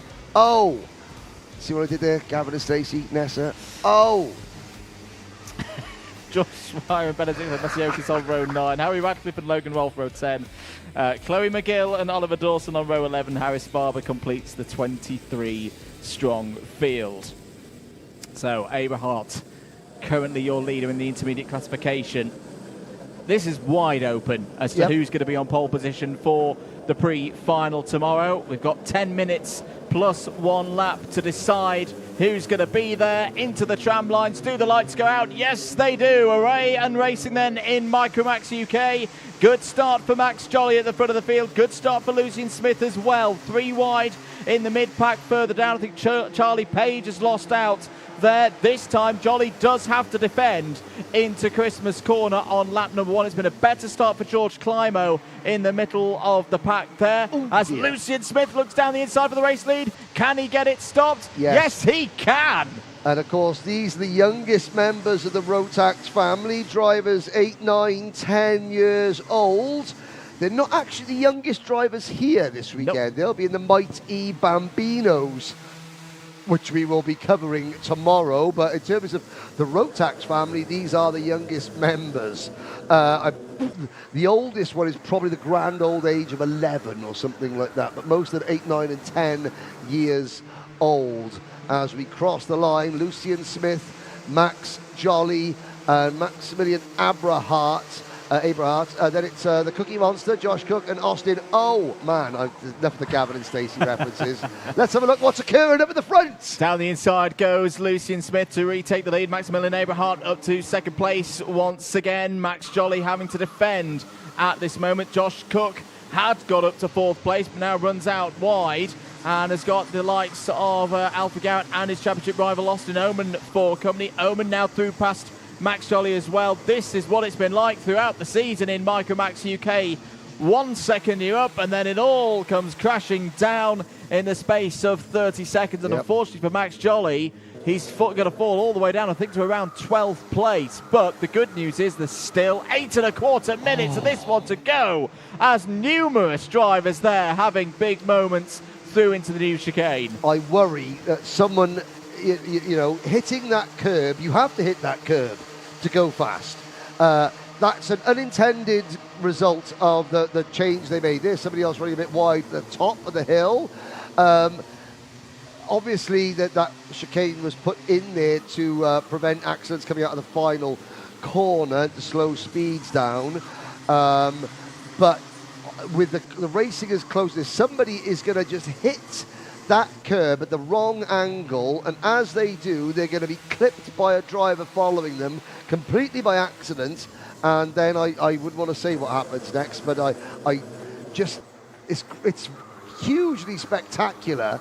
But of course, you know, when the kart's only got one wheel on the ground, it's obviously very, very unstable indeed and can get turned around. We saw it earlier with Josh Graham getting spun around to coming out of Inkerman's corner. But, you know, and that's here, and there's only a small little lip of a curb. Very crucial laps here for your championship leader. Austin Owen has been able to work his way up to second place. Now, remember back to earlier in the season, and that there's drop scores coming into play this weekend, ladies and gentlemen. right now, Austin Oman is trying to beat his 14th place at this stage of the first round of the season at PF International, and he's doing so brilliantly. If he can go around the outside here, but it's 3 wide. Here comes Abrahart. Abrahart on the scene. Owen and Lucian Smith getting very close through the new chicane. Garrett's in there as well. Josh Cook is out to driver's left. I was about to say that if Austin Oman could take the race lead, he could potentially move himself very close to being champion, but is that now in doubt as everybody's back into play once more? Gotta give it to Maximilian Abrahart. Brilliant reading of how the race would flow into the new chicane, and he's now got the lead back. Now, and I without wanting to influence anything, I am sure that the officials are reviewing the chicane on that last lap. I'll say no more about that. There they are, David Manchester and his crew there, just looking at that. 3 wide coming in, and it goes back to what I'm saying. Here you go, you got 3 wide coming through here, but then it funnels down into a bottleneck. You're going over the curb, so once you were in the air, obviously you've got no control over the kart in terms of where you could steer it. So incidents can happen, but of course the last thing that Austin Oman wants is any sort of in-race penalty, because he's just taken the race lead. You mentioned about 14th place points. At the moment, he would be second in points. He would take second place points. He's leading this race, but he'll take second place heat points with the 2 results of this race and the previous heat combined. And the other good news for Austin Oman is that his championship rivals, the other drivers who at the start of the weekend who had a mathematical chance of overhauling the championship leader, they're not having good days. There's one of them, Joshua Cook, at the moment, trying to fight his way through, is looking at 6th place. That's a loss of points. It would be, I reckon it would be, okay, it would beat his 12th at Warden Law, but again, you're talking about beating your worst results from earlier in the season. Oman's turning a 14th into a 2nd. Yep. Cook's at the moment turning a 12th into a 6th. Abrahart's having a good race. Abrahart 5th in the standings. Okay, 40 points coming out. Behind coming into today, but he is at the moment leading the point standings for the heats, even though he's running 2nd on the road. Luke Millward is in 8th position, but he had a poor result in the opening race. Sebastian Behrman, he's dropped to 10th position, and he would only be 8th in the points at the moment. Joshua Cook, 2nd in points, running 6th on the road.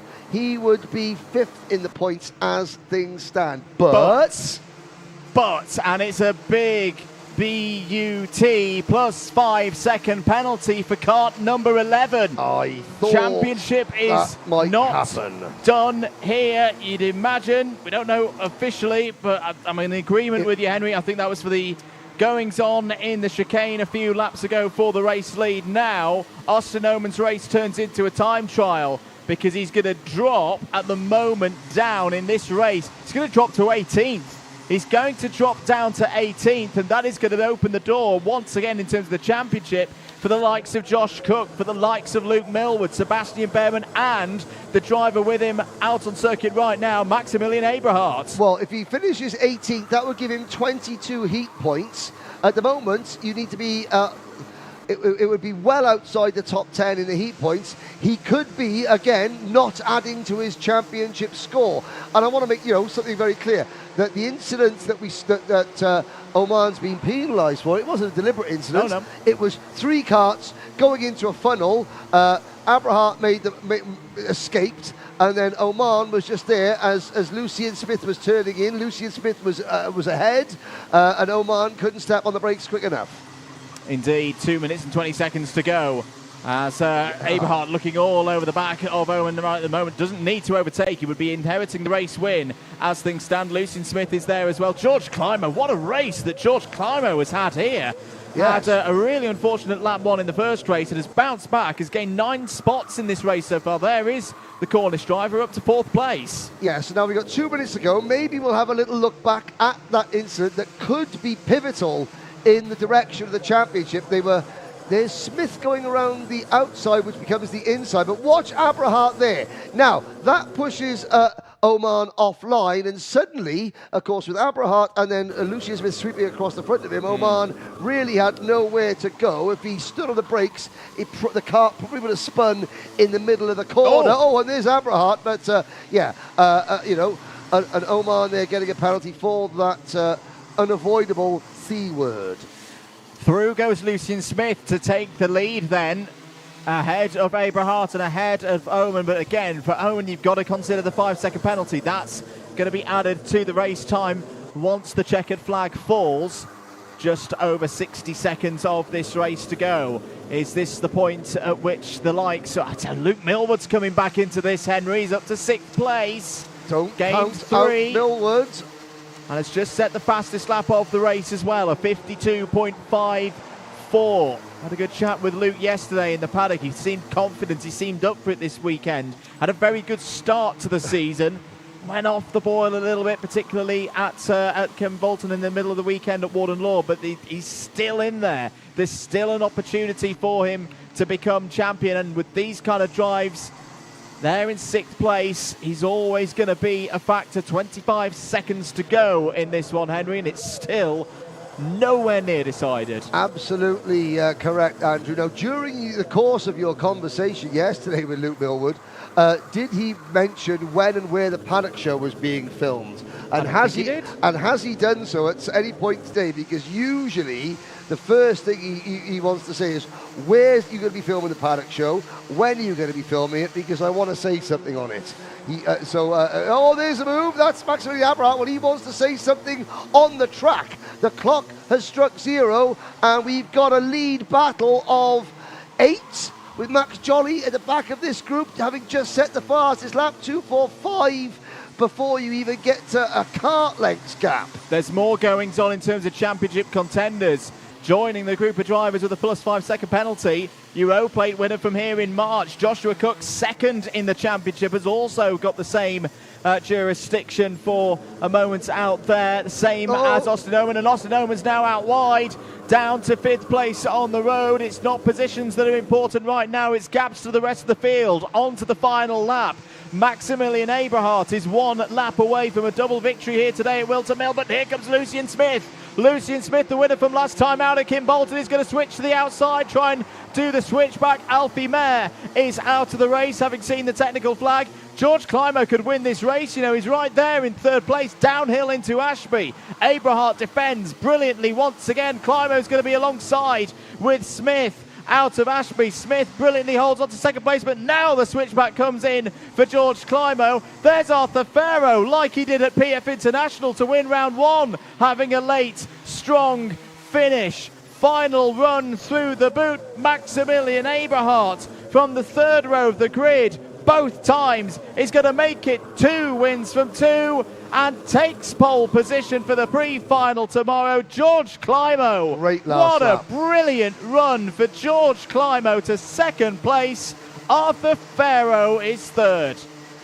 George Climo, smart, aggressive, timed everything to perfection, doing it all knowing that he cannot afford to make a single mistake because he has had that bad result from the first race.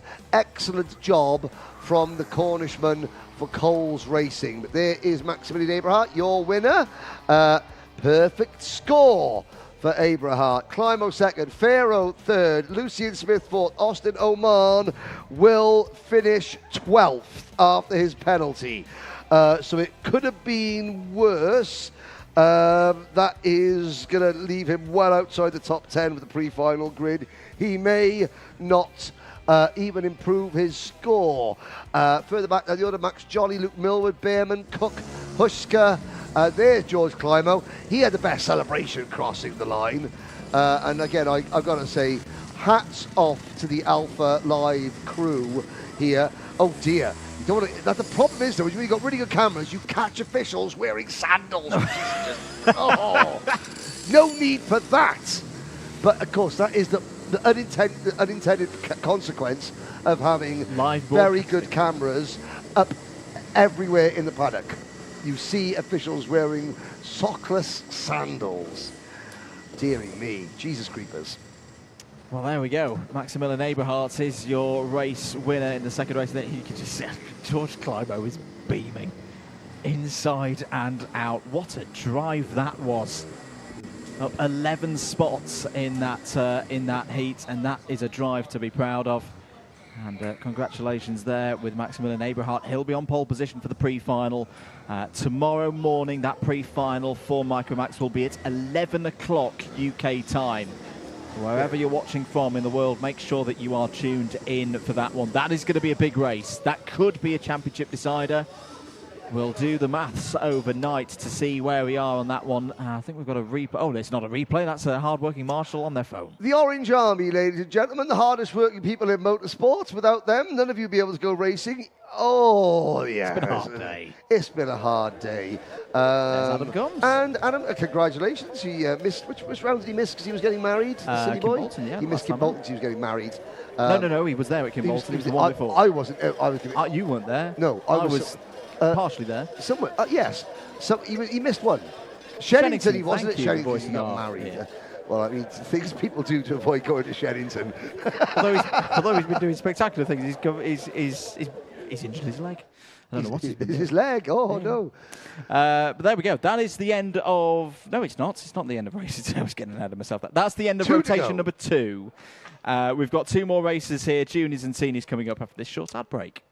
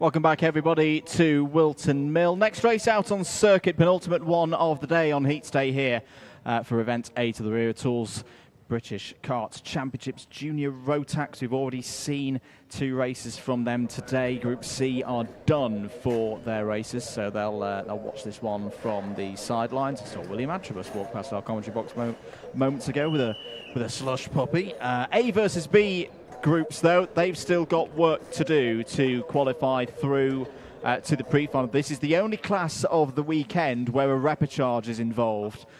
So it's the top 28 of 40 drivers in the intermediate classification who automatically qualify through. In fact, it's more than just wandering past my commentary box window. He's coming in here for a little bit of spot of comms. William Antrobus joins me. Good day? Yeah, very good day, to be fair. overall, I think it was very good, and considering the last heat with the move as well, yeah. Absolutely. What will the drivers on circuit in the pre-grid be thinking right now, William? For in fact, we'll come back to that because it's going to get ready for it. Junior Rotax Race 9, heat number 3 is up next.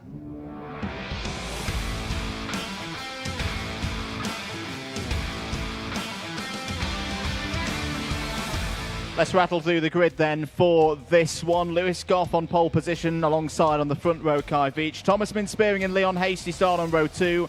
Harrison Whitcomb, drama in after the race, was disqualified from his early race, so he's got work to do there from row 3s alongside Joshua Turnbull. Charlie Neve and Harrison Crowther on row 4. Lucas Blanford and Shane Chandaria row 5. Owen Neve and Emily Cotty start on row 6. Joshua Smith and Albie Lapper row 7, Cameron Nelson and Ryan Gandor on row number 8. Jack Baker and Finley Jones start on the 9th row of the grid alongside Thomas Behrman and John Buchan. Outside the top 20 with a lot of work to do, Rory Armstrong and Henry Cameron on row 11, Charlie King and Isaac Barker on row 12, Iman Bansal and Harry Bartle on row 13. Finley Buck completes the 27 runners. I'll ask you the question again, William, before we were cut off by this thing. Yeah. What will the drivers be thinking of right now? What will be the tactics? What's in the minds when you know you're in an A versus B race? Well, it's a little bit of nerves as well because you're going into another race, but generally it's whoever can be the best as well, like who's the fastest, like Lewis and Spearing and problems. Oh my God. Problems for Harrison Whitcomb. It's happened again. We saw Whitcomb not able to qualify through at Kimbolton. It may well have happened here again at Whilton Mill. Lights are out. We are racing for 10 minutes plus 1 lap. Lewis Goff gets a good start. There's problems in the background. Is that the S-plate of Leon Hasty in the middle of it all there? Yes, good I think it is. Lucas Blanford as well. Really good start for Lucas Blanford. Great to have him back here in the Rear Tools British Kart Championships. Downhill, it's going to be a frantic one, I feel, this will. Classic Junior Rotax. I feel like Thomas Behrman's going to be a good one. Owen Neve as well, he's really good on the MS. Charlie Neve as well, he's really been making his way up through this year. But yeah, Lewis has got a good little gap to start off with, and let's see if he can keep that gap at the moment. Harrison Whitcomb is out of the race. You saw him walking off in the background. It may well be repechage again for the Welshman, who, well, has had, you think back to March here, where they had the problem walking the tyres out of Parc Ferme, took him out of O-plate. He's had some really good speed at times this season. Down the inside, Joshua Turnbull indeed goes through past Owen Neve up to 4th place. Turnbull, remember, who won his first race earlier on in the afternoon. If you're with us right now yourself, sir, you're on top of the intermediate classification. Got to be pretty pleased with that. Yeah, it's good, but I think it could have been better. We could have won the first heat, and we could have. We obviously won that last heat. We could have won it on the road as well. Yeah, but it's difficult sometimes. Sometimes in the race situations, you make stuff wrong, and that's what happens. You got to adapt to it for the next race. What will you be thinking about overnight tonight ahead of the pre-final? I don't know. Generally, I try not to think about the racing. Yeah. I try to think about doing something else, like a game, for example, just like chilling something. But sometimes when I overcomplicate it, that's when I lose my head. So that's a main thing. Another move from Josh Turnbull going into the Ashby, I think it is. Yeah, it was down in the inside into Ashby for 3rd place past Charlie Neve. Lucas Blanford is also on the move. Further down the order, you mentioned Thomas Behrman to look out for him. He's gained 8 places so far in this one. Biggest mover, Harry Bartle, up 12 places to 14th. Drivers who've had troubles. Whitcomb was mentioned. Leon Hasty was the Craft Motorsport entry falling down the order in the early stage. I think Albie Lapper's had problems as well. Harrison Whitcomb. What must be going through his mind right now? I'm not being mean, but I know Harrison very well, and I really like him. So it's from a championships perspective, it's good for me, but from a friend's perspective, it's like it's not the best. But no, yeah, it's what happens. It's racing. Anything can happen. You can get DSQ'd, you can crash, you can get penalties, you cannot start. It's anything. It's racing. Well, his teammates up at the sharp end behind Lewis Goff, Thomas Spearing. He's got a great opportunity here. Lewis Goff at the moment is holding on to 2nd place in the intermediate classification, but that would change if Thomas Spearing could find a way through. In fact, Joshua Turnbull It's yourself, William, and these three drivers at the very front of the field blocking out the top 2 rows of the grid for the pre-final tomorrow. Fastest driver out on circuit, though, is Harrison Crowther in the number 17 Coles Racing. What have you made of Coles Racing this season, William? Obviously, in a different awning, but it's been an impressive run for them. I think Coles have been they've been good, but considering how good we're doing this year, it's At the end of last year, our team was not the best, and then it just all of a sudden we moved to Nigel, and Nigel's just helped us find those bits and bobs which has sorted us out for the year. Absolutely, and it's another one of the SPRs in the lead of this race at the moment. There's a flag there for the number 27. That's not come up on our screen at the moment. Let's head down to Nicole Sutherland. Just a quick interruption to the racing then. I've had reports from Harrison Whitcomb's stepdad, Stephen, that the reason why Harrison was pulled over is because the fuel pipe has come off. Back to you in the box, boys. Fuel pipe, that's a gutting moment. Yeah.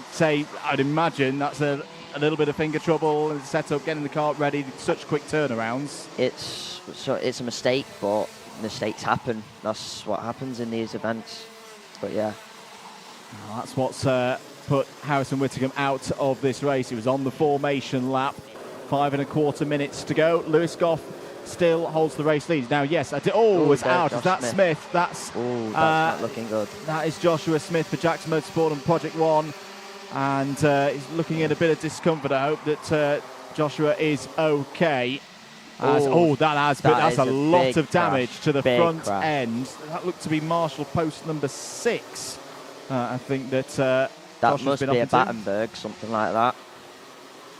Lucas Blanford, I think, is out of this race as well. Lucas Blanford has come to a stop in the number 59. Real shame for Lucas Blanford there, who'd had a strong early stage to this race. Joshua Turnbull is under investigation. Just to come back, I thought I saw something on the digiflag that mentioned the number 27. It's come up on our control screen in the comms box now. Not sure at this stage, and we won't speculate on what it was for. Could be for the star or the flaps over there. Could well be. Oh, move from Crowther. Lovely stuff there from Crowther. Bit of a lunge, but I think it was a bit too late for the move. So yeah, that's what happened.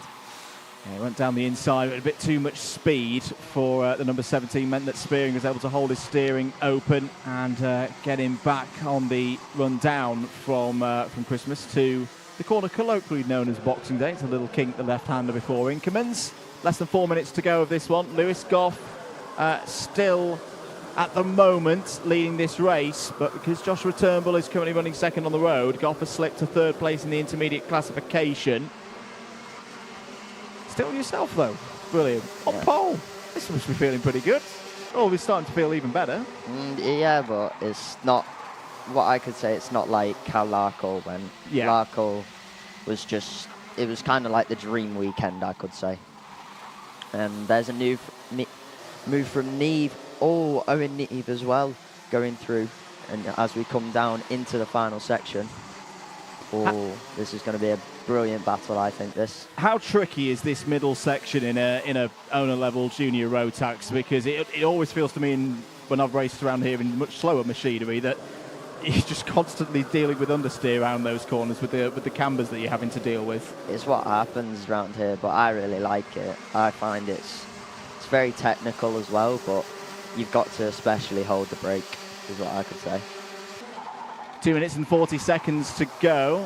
Who else is on the move? Well, it won't be a surprise to regular viewers that Harry Bartle has gained 18 places Finley in this race. 16 places through the foot. Yeah, Finley, who had technical issues in scrutineering or during qualifying. As there's a move for the race lead, and Turnbull's gone down the inside to take the race lead.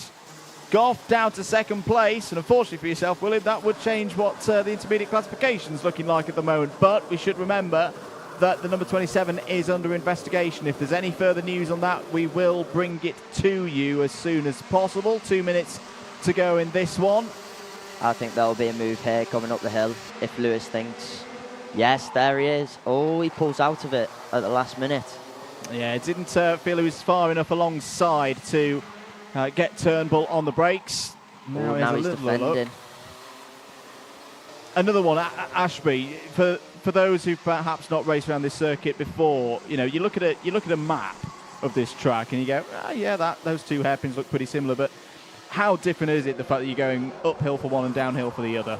There's not really a difference. It's a corner at the end of the day. It's the same thing. You just need to get it right at the end of the day. This is one of the technical sections, I think. The last few corners, they're not my favourite on the calendar, but I like the old route, I think. But it's definitely a new challenge for everybody.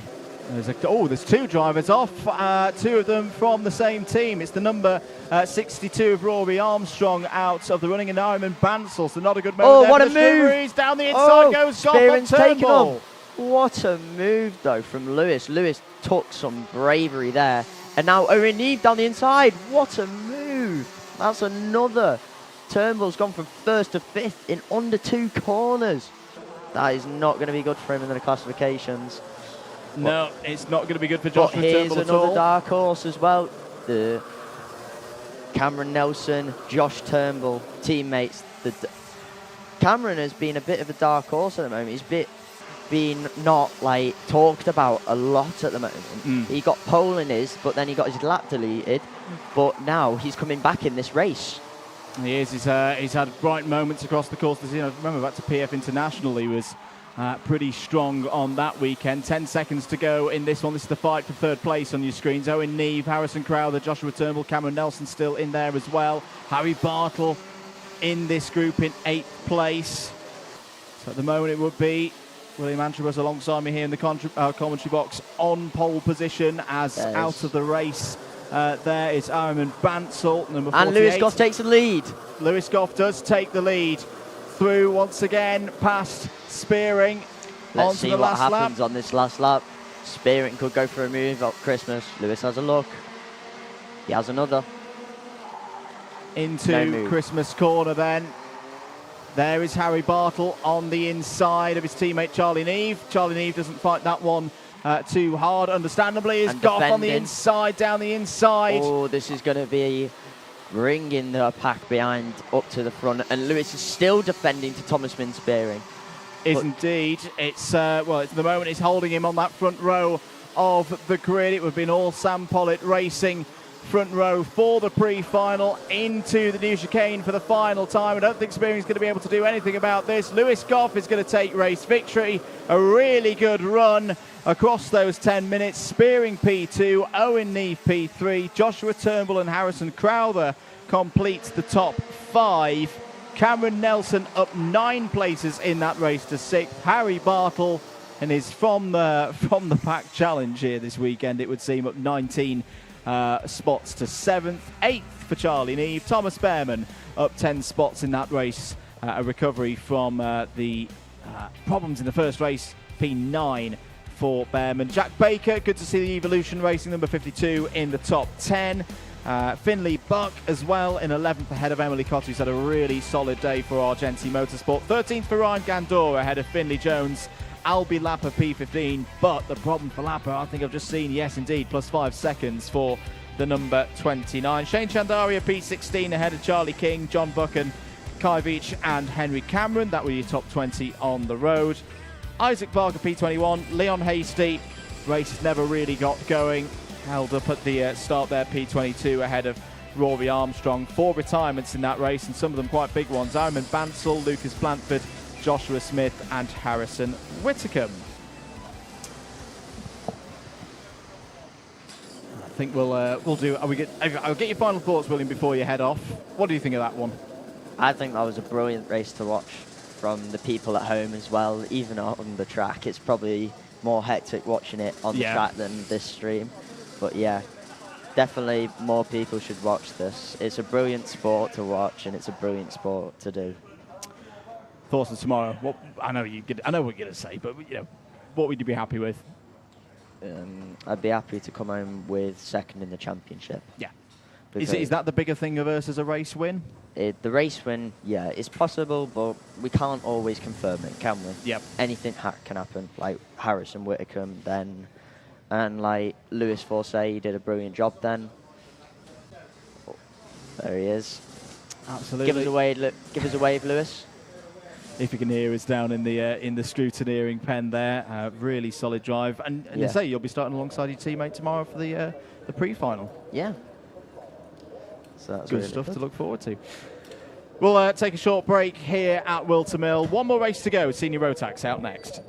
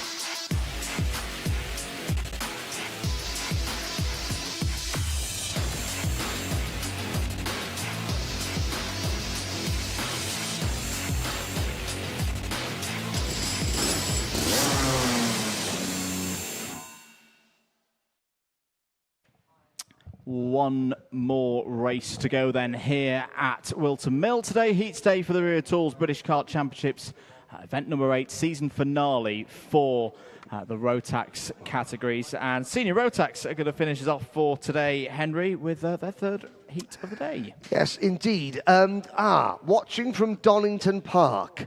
Hang on a second, name escapes me. Who's the guy commentated with Kart Masters? Chaz Draycott. No. Goldschmidt. No. Oh, it's Piers Pryor. That's the one. There we go. Now, there's Archie Walker, a trend-setting Archie Walker. Now, you know Lewis Goff was a prime example.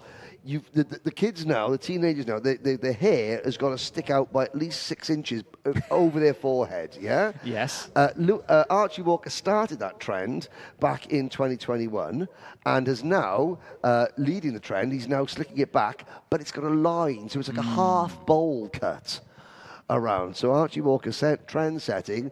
Everyone else is now, your hair is like Mr. Magica, but without the little bit on the top. It's going to go out and forward. So that's going to be like the rage in 2026. That's all the rage now, yes. So the next race out on circuit, race A, Group A versus Group B. Ewan Charman, what a drive he had in his first race. Very impressive run. Can he do it again? All he's proven, all he needs is a clean run to the first lap. Yes. The Charmander. He's got William Archer's old race suit on, because he's with a new team this year. Now, the Charmander, he used to like that nickname when he was in MiniMax, but it's a Pokemon nickname. I wonder if he still likes it now. He's a bit bigger and a bit harder, like. He'll probably go a phase of saying he doesn't like it, and then he'll like it again when he's a little older. Yeah, because, we've got to catch them all. a Pokemon keep thing. your comments coming in. Let us know who you think is going to win this this last race of the day. If you've missed the results so far, Heat 1 looked like this. Bradshaw, Cunnington, Pritchard, Williams, Walker and Hunter. Heat number 2, Charman, Hunter, McQueen, Geraghty, Cunnington. No changes. We'll get the intermediate classification when it updates, when the grids come out. Bang on, there we go. Thank you very much to timing and scoring. Yes, still seeing that same scenario. Kai Hunter currently not in the top 8 and not the highest runner of those who've completed 2 races. So this should be, for Macaulay Bishop, a bit of a victory heat. I owe a very quick apology to Ekbob and, in fact, the entire community. It was a European Formula ICA qualifier at Three Sisters. Never mind. Here we go. Last race of the day coming up.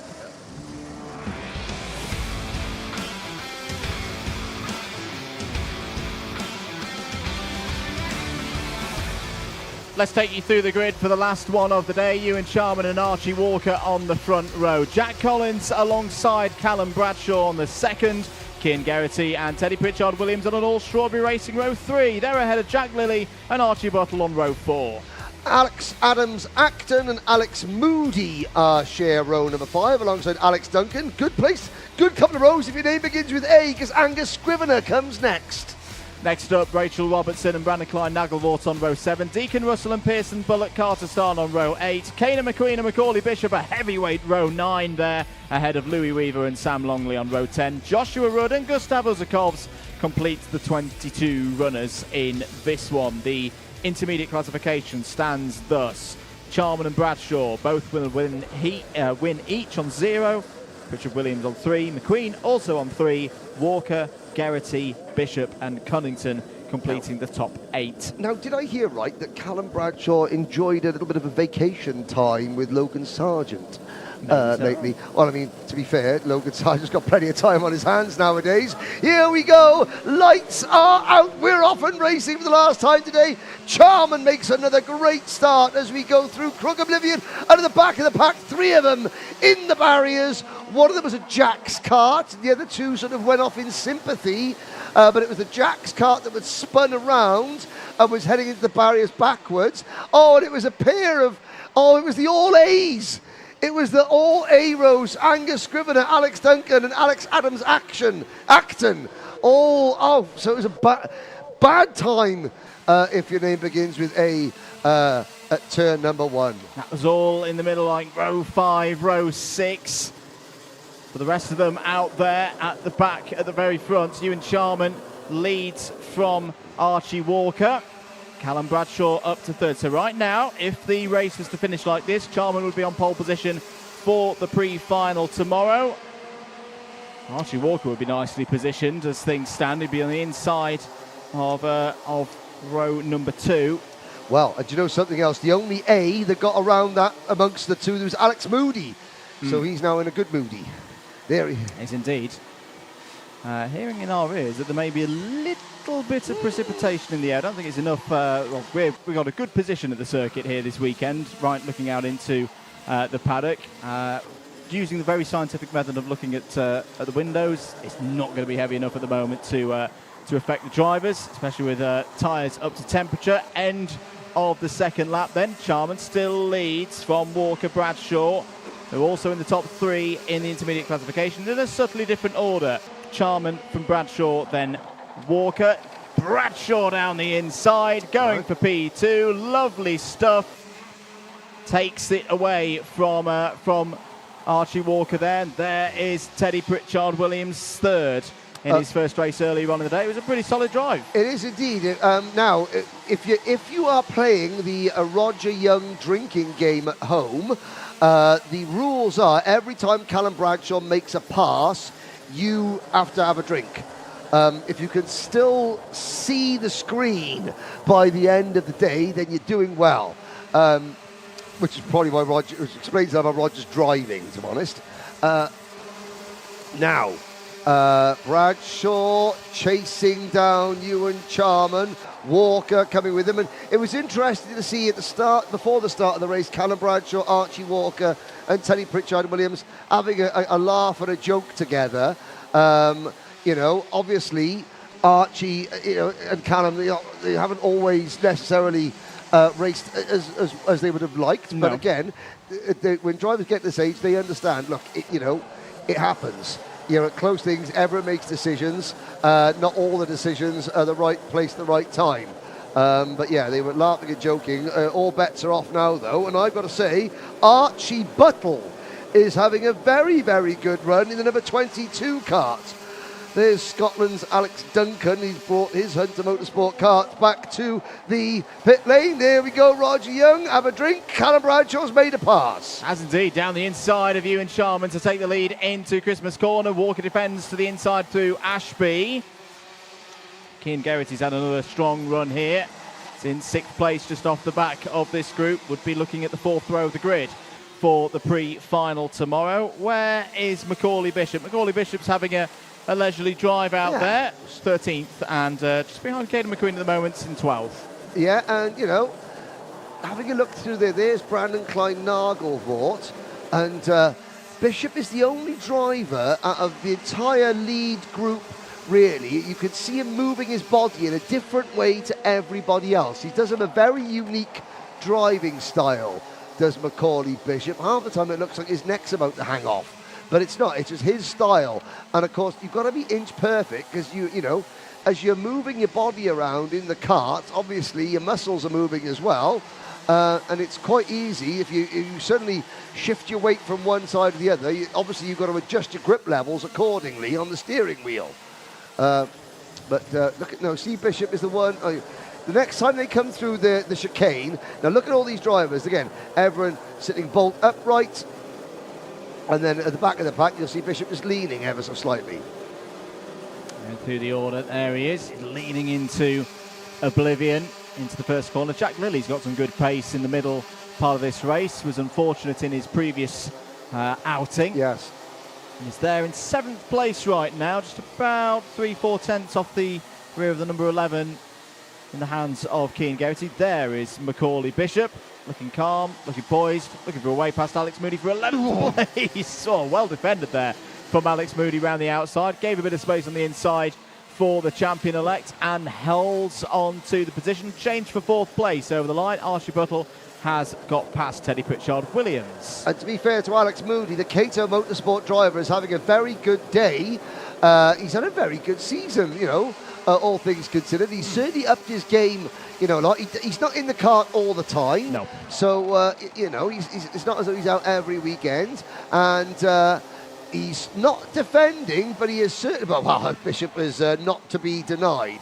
Now, what Alex should try and do is just tuck into the slipstream and just try and follow Macaulay around. But that's not going to happen now because Caden McQueen has passed Alex Moody as well in the number 98 Cato kart. And that pushes Moody back to 13th position. As we come into this, a side-by-side a little bit further back. I think that was Pearson Bullock Carter, Jack Lilly getting involved. Now there's Archie Walker trying to push Ewan Charman back up to Callum Bradshaw. Bradshaw checking over his shoulder there. Roger Young, who's out in the Chinese Taipei in the island of Taiwan, saying, that Macaulay Bishop's driving style does look a little bit like Mark Kimber's driving style in the way that half the time they look like they're about to fall out of the kart. But, they are very... next time we get a shot of a group of karts, including Bishop, coming through the last chicane, that's when you really do see the difference in driving style. Here we go, almost on cue. So there, straight. There's Bishop there. Oh, leading over him. No, he didn't do it. He was obviously listening to the cheeky little mites. No sign of the precipitation increasing or having any effect on the lap times. No, as I say, it's most, I think, very, very light rain. Almost that psychological rain for those at the side of the circuit. Callum Bradshaw at the moment with this result would be on pole position for the pre-final tomorrow. And I think that's a show of... Marshall running, that's not good. That's normally meaning that something's happened out there. We'll keep an eye on things. Alex Moody has had a technical flag. I don't know if that's in relation to it. Yellow flag waving at the entrance to Ashby's. It was Alex Moody. That's a bit more than a technical flag now. That is Alex Moody out of the race. I mean, there's certainly no doubt about that one. Cater Motorsport, they've got no complaints that the officials, the eyes were mistaken. That most certainly is a detached rear bumper. So 2 minutes of this one to go. As I say, for Bradshaw, this is more like it. You know, the heats in particular at Warden Law were not good. He ended up back in the repechage. At Kim Bolton a few weeks ago, it also wasn't his best. This is Callum Bradshaw with no pressures of championship permutations, pushing on now, and is still in the fight for second place in this year's Senior Rotax British Kart Championship. And Alex Moody was still sat in his go-kart there. Now he's cruising back. That's what, because he's having a look over his shoulder. He was, yes, breathe a sigh of relief. He was waiting for some clear track to drive the go-kart back to the pits to save his mechanic a long walk out there. He wasn't waiting for another reason, thankfully. Indeed. Oh, bit of a moment there for Jack Collins, I think, in the Pro Train. As out of the race goes Alex Moody with that trailing rear bumper. Pearson Bullock Carter and Brandon Klein-Nagelwart have been having a good scrap out there as well, with Keane Geraghty also involved. That's all over around 7th place. 50 seconds to go. Well, there were 6 drivers in this race whose name begins with the letter A. There were 3 Alexes, all of them are out. 1 Angus, who's also out. The only 2 A's that are still in this race is Archie Walker there on your screen and Archie Buttle. So it's a good day to be an Archie, a bad day to be an Alex or an Angus. 23 seconds remaining. Change for 8th place. Keane Geraghty's got past Brandon Klein-Nagelwart for that spot. Ewan Charman, what a job by Ewan Charman. He's got the pace here. And right now he's going to be on the front row of the grid for the pre-final. Doesn't necessarily need to get past Archie Walker to get that advantage, because Charman will be scoring 3 points at the moment from his 2 races. Walker is on 6. Remember, he was 4th earlier in his first heat. Callum Bradshaw, though, in full control, 1.2 seconds out front. Start of this race from the second row of the grid, but his race pace has been really, really strong here today at Whilton Mill, and is due to get 2 out of 2 on his scorecard for his efforts here today. It's been an impressive run from him. Absolutely. This is, the Callum Bradshaw that, he can control things, as much as he possibly can. And Ewan Charman having a little look around the outside of Archie Walker. Can he dive up the inside, coming through the middle of the boot? He has a little look, but really that's not an option. So the checkered flag comes out to complete race number 10 of the day, and it's a win for Callum Bradshaw in his bid to finish second in the championship. But the driver who crosses the line in 9th position, Macaulay Bishop, we can say now, a 4-time British kart champion provisionally, a quadruple British title winner in the modern era of the British Championship, the very first driver in this modern era to reach 4 titles, and richly deserved. Richly deserved, and I would say this, I think, has been his most impressive one yet. We often talk about that step up from junior to senior, the different style of racing in the seniors. I mean, let's not get it wrong. There have been a few hiccups. I think that Macaulay has had there's been a few moments of madness, a few, things where you realise he can't. He tried to do things in junior, in senior that he could have done in junior, but obviously in senior you can't do that. As always, ruffled a few feathers along the way, but has emerged. I said he's won in 6 classes: Micro, Mini, MicroMax, Junior, Mini X30, Junior X30, Junior Rotax, Senior Rotax, and IARMY Cadet.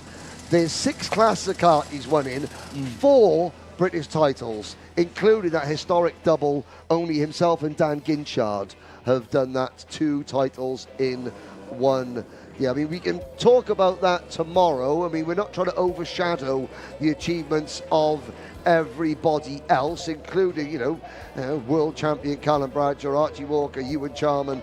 A great drive there from Archie Buttle. That's probably his best results of the season so far.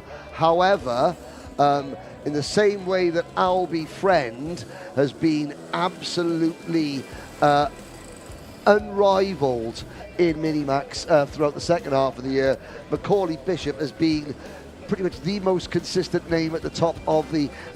Macaulay Bishop and Gus Lawrence. Yes. In the modern era, which is now 2019, 20, 21, 22, 23, 24, we're in the 6th season of the modern era. Bishop and Lawrence are the two names, Bishop, Lawrence and Hunter, the two names that have been most synonymous with leading and winning in this championship. And I think when I look back at the scores as well, his heats have actually not been the strongest part of his campaign so far this season. 5th at PF, 6th at Warden Law. It's been his ability to race through the pre-finals and the finals. He doesn't need to do that this weekend. He is your new senior Rotax British champion, and he's down in Parc Fermé with Nicole. Over in Parc Fermé then, and I'm joined by our provisional 2024 Senior Rotax champion, Macaulay Bishop. Macaulay, how does it feel to say that you're a champion within the British Kart Championships once again? It's good, obviously in senior, you can't get much harder than this. Yeah, my first year as well, so I think I've done pretty well. And looking into the near future, later on in the year, and for next year, what are you thinking? I'm not too sure yet. Obviously I've got the World Finals coming up in Sarno, so try and win that as well. But yeah, I think this year's been really solid. Obviously, not the best, but obviously it's not bad. Yeah, just obviously I'm learning every race, just making little mistakes sometimes, and then yeah, I think every race I just get a little bit better. And yeah, I could have got a lot more this year, but yeah, I'm happy with what I've got really. And we all know how much hard work goes into making a champion. Who have you got to thank for that? Yeah, all the DHR, they've been amazing all year, especially Dan. He's obviously so much to fault. He's basically one of the main reasons why I won this, and obviously time racing engines, ridiculous power, just managed to keep me at the front the whole season. And obviously, yeah, my dad and brother from mechanic and me. If I didn't have them, my car wouldn't be going around on the track. So yeah, big thanks to all of them. I think it's your birthday as well, isn't it, Macaulay? So a nice little birthday present there for you. I'll let you go celebrate both the win and your birthday. Thank you. Congratulations to Macaulay Bishop. Intense first day here then at the final round of the Rotax British Kart Championships. I'm Nicole Sutherland. We've had Henry Baudet and Andrew Mather up in the comms box. We'll see you tomorrow.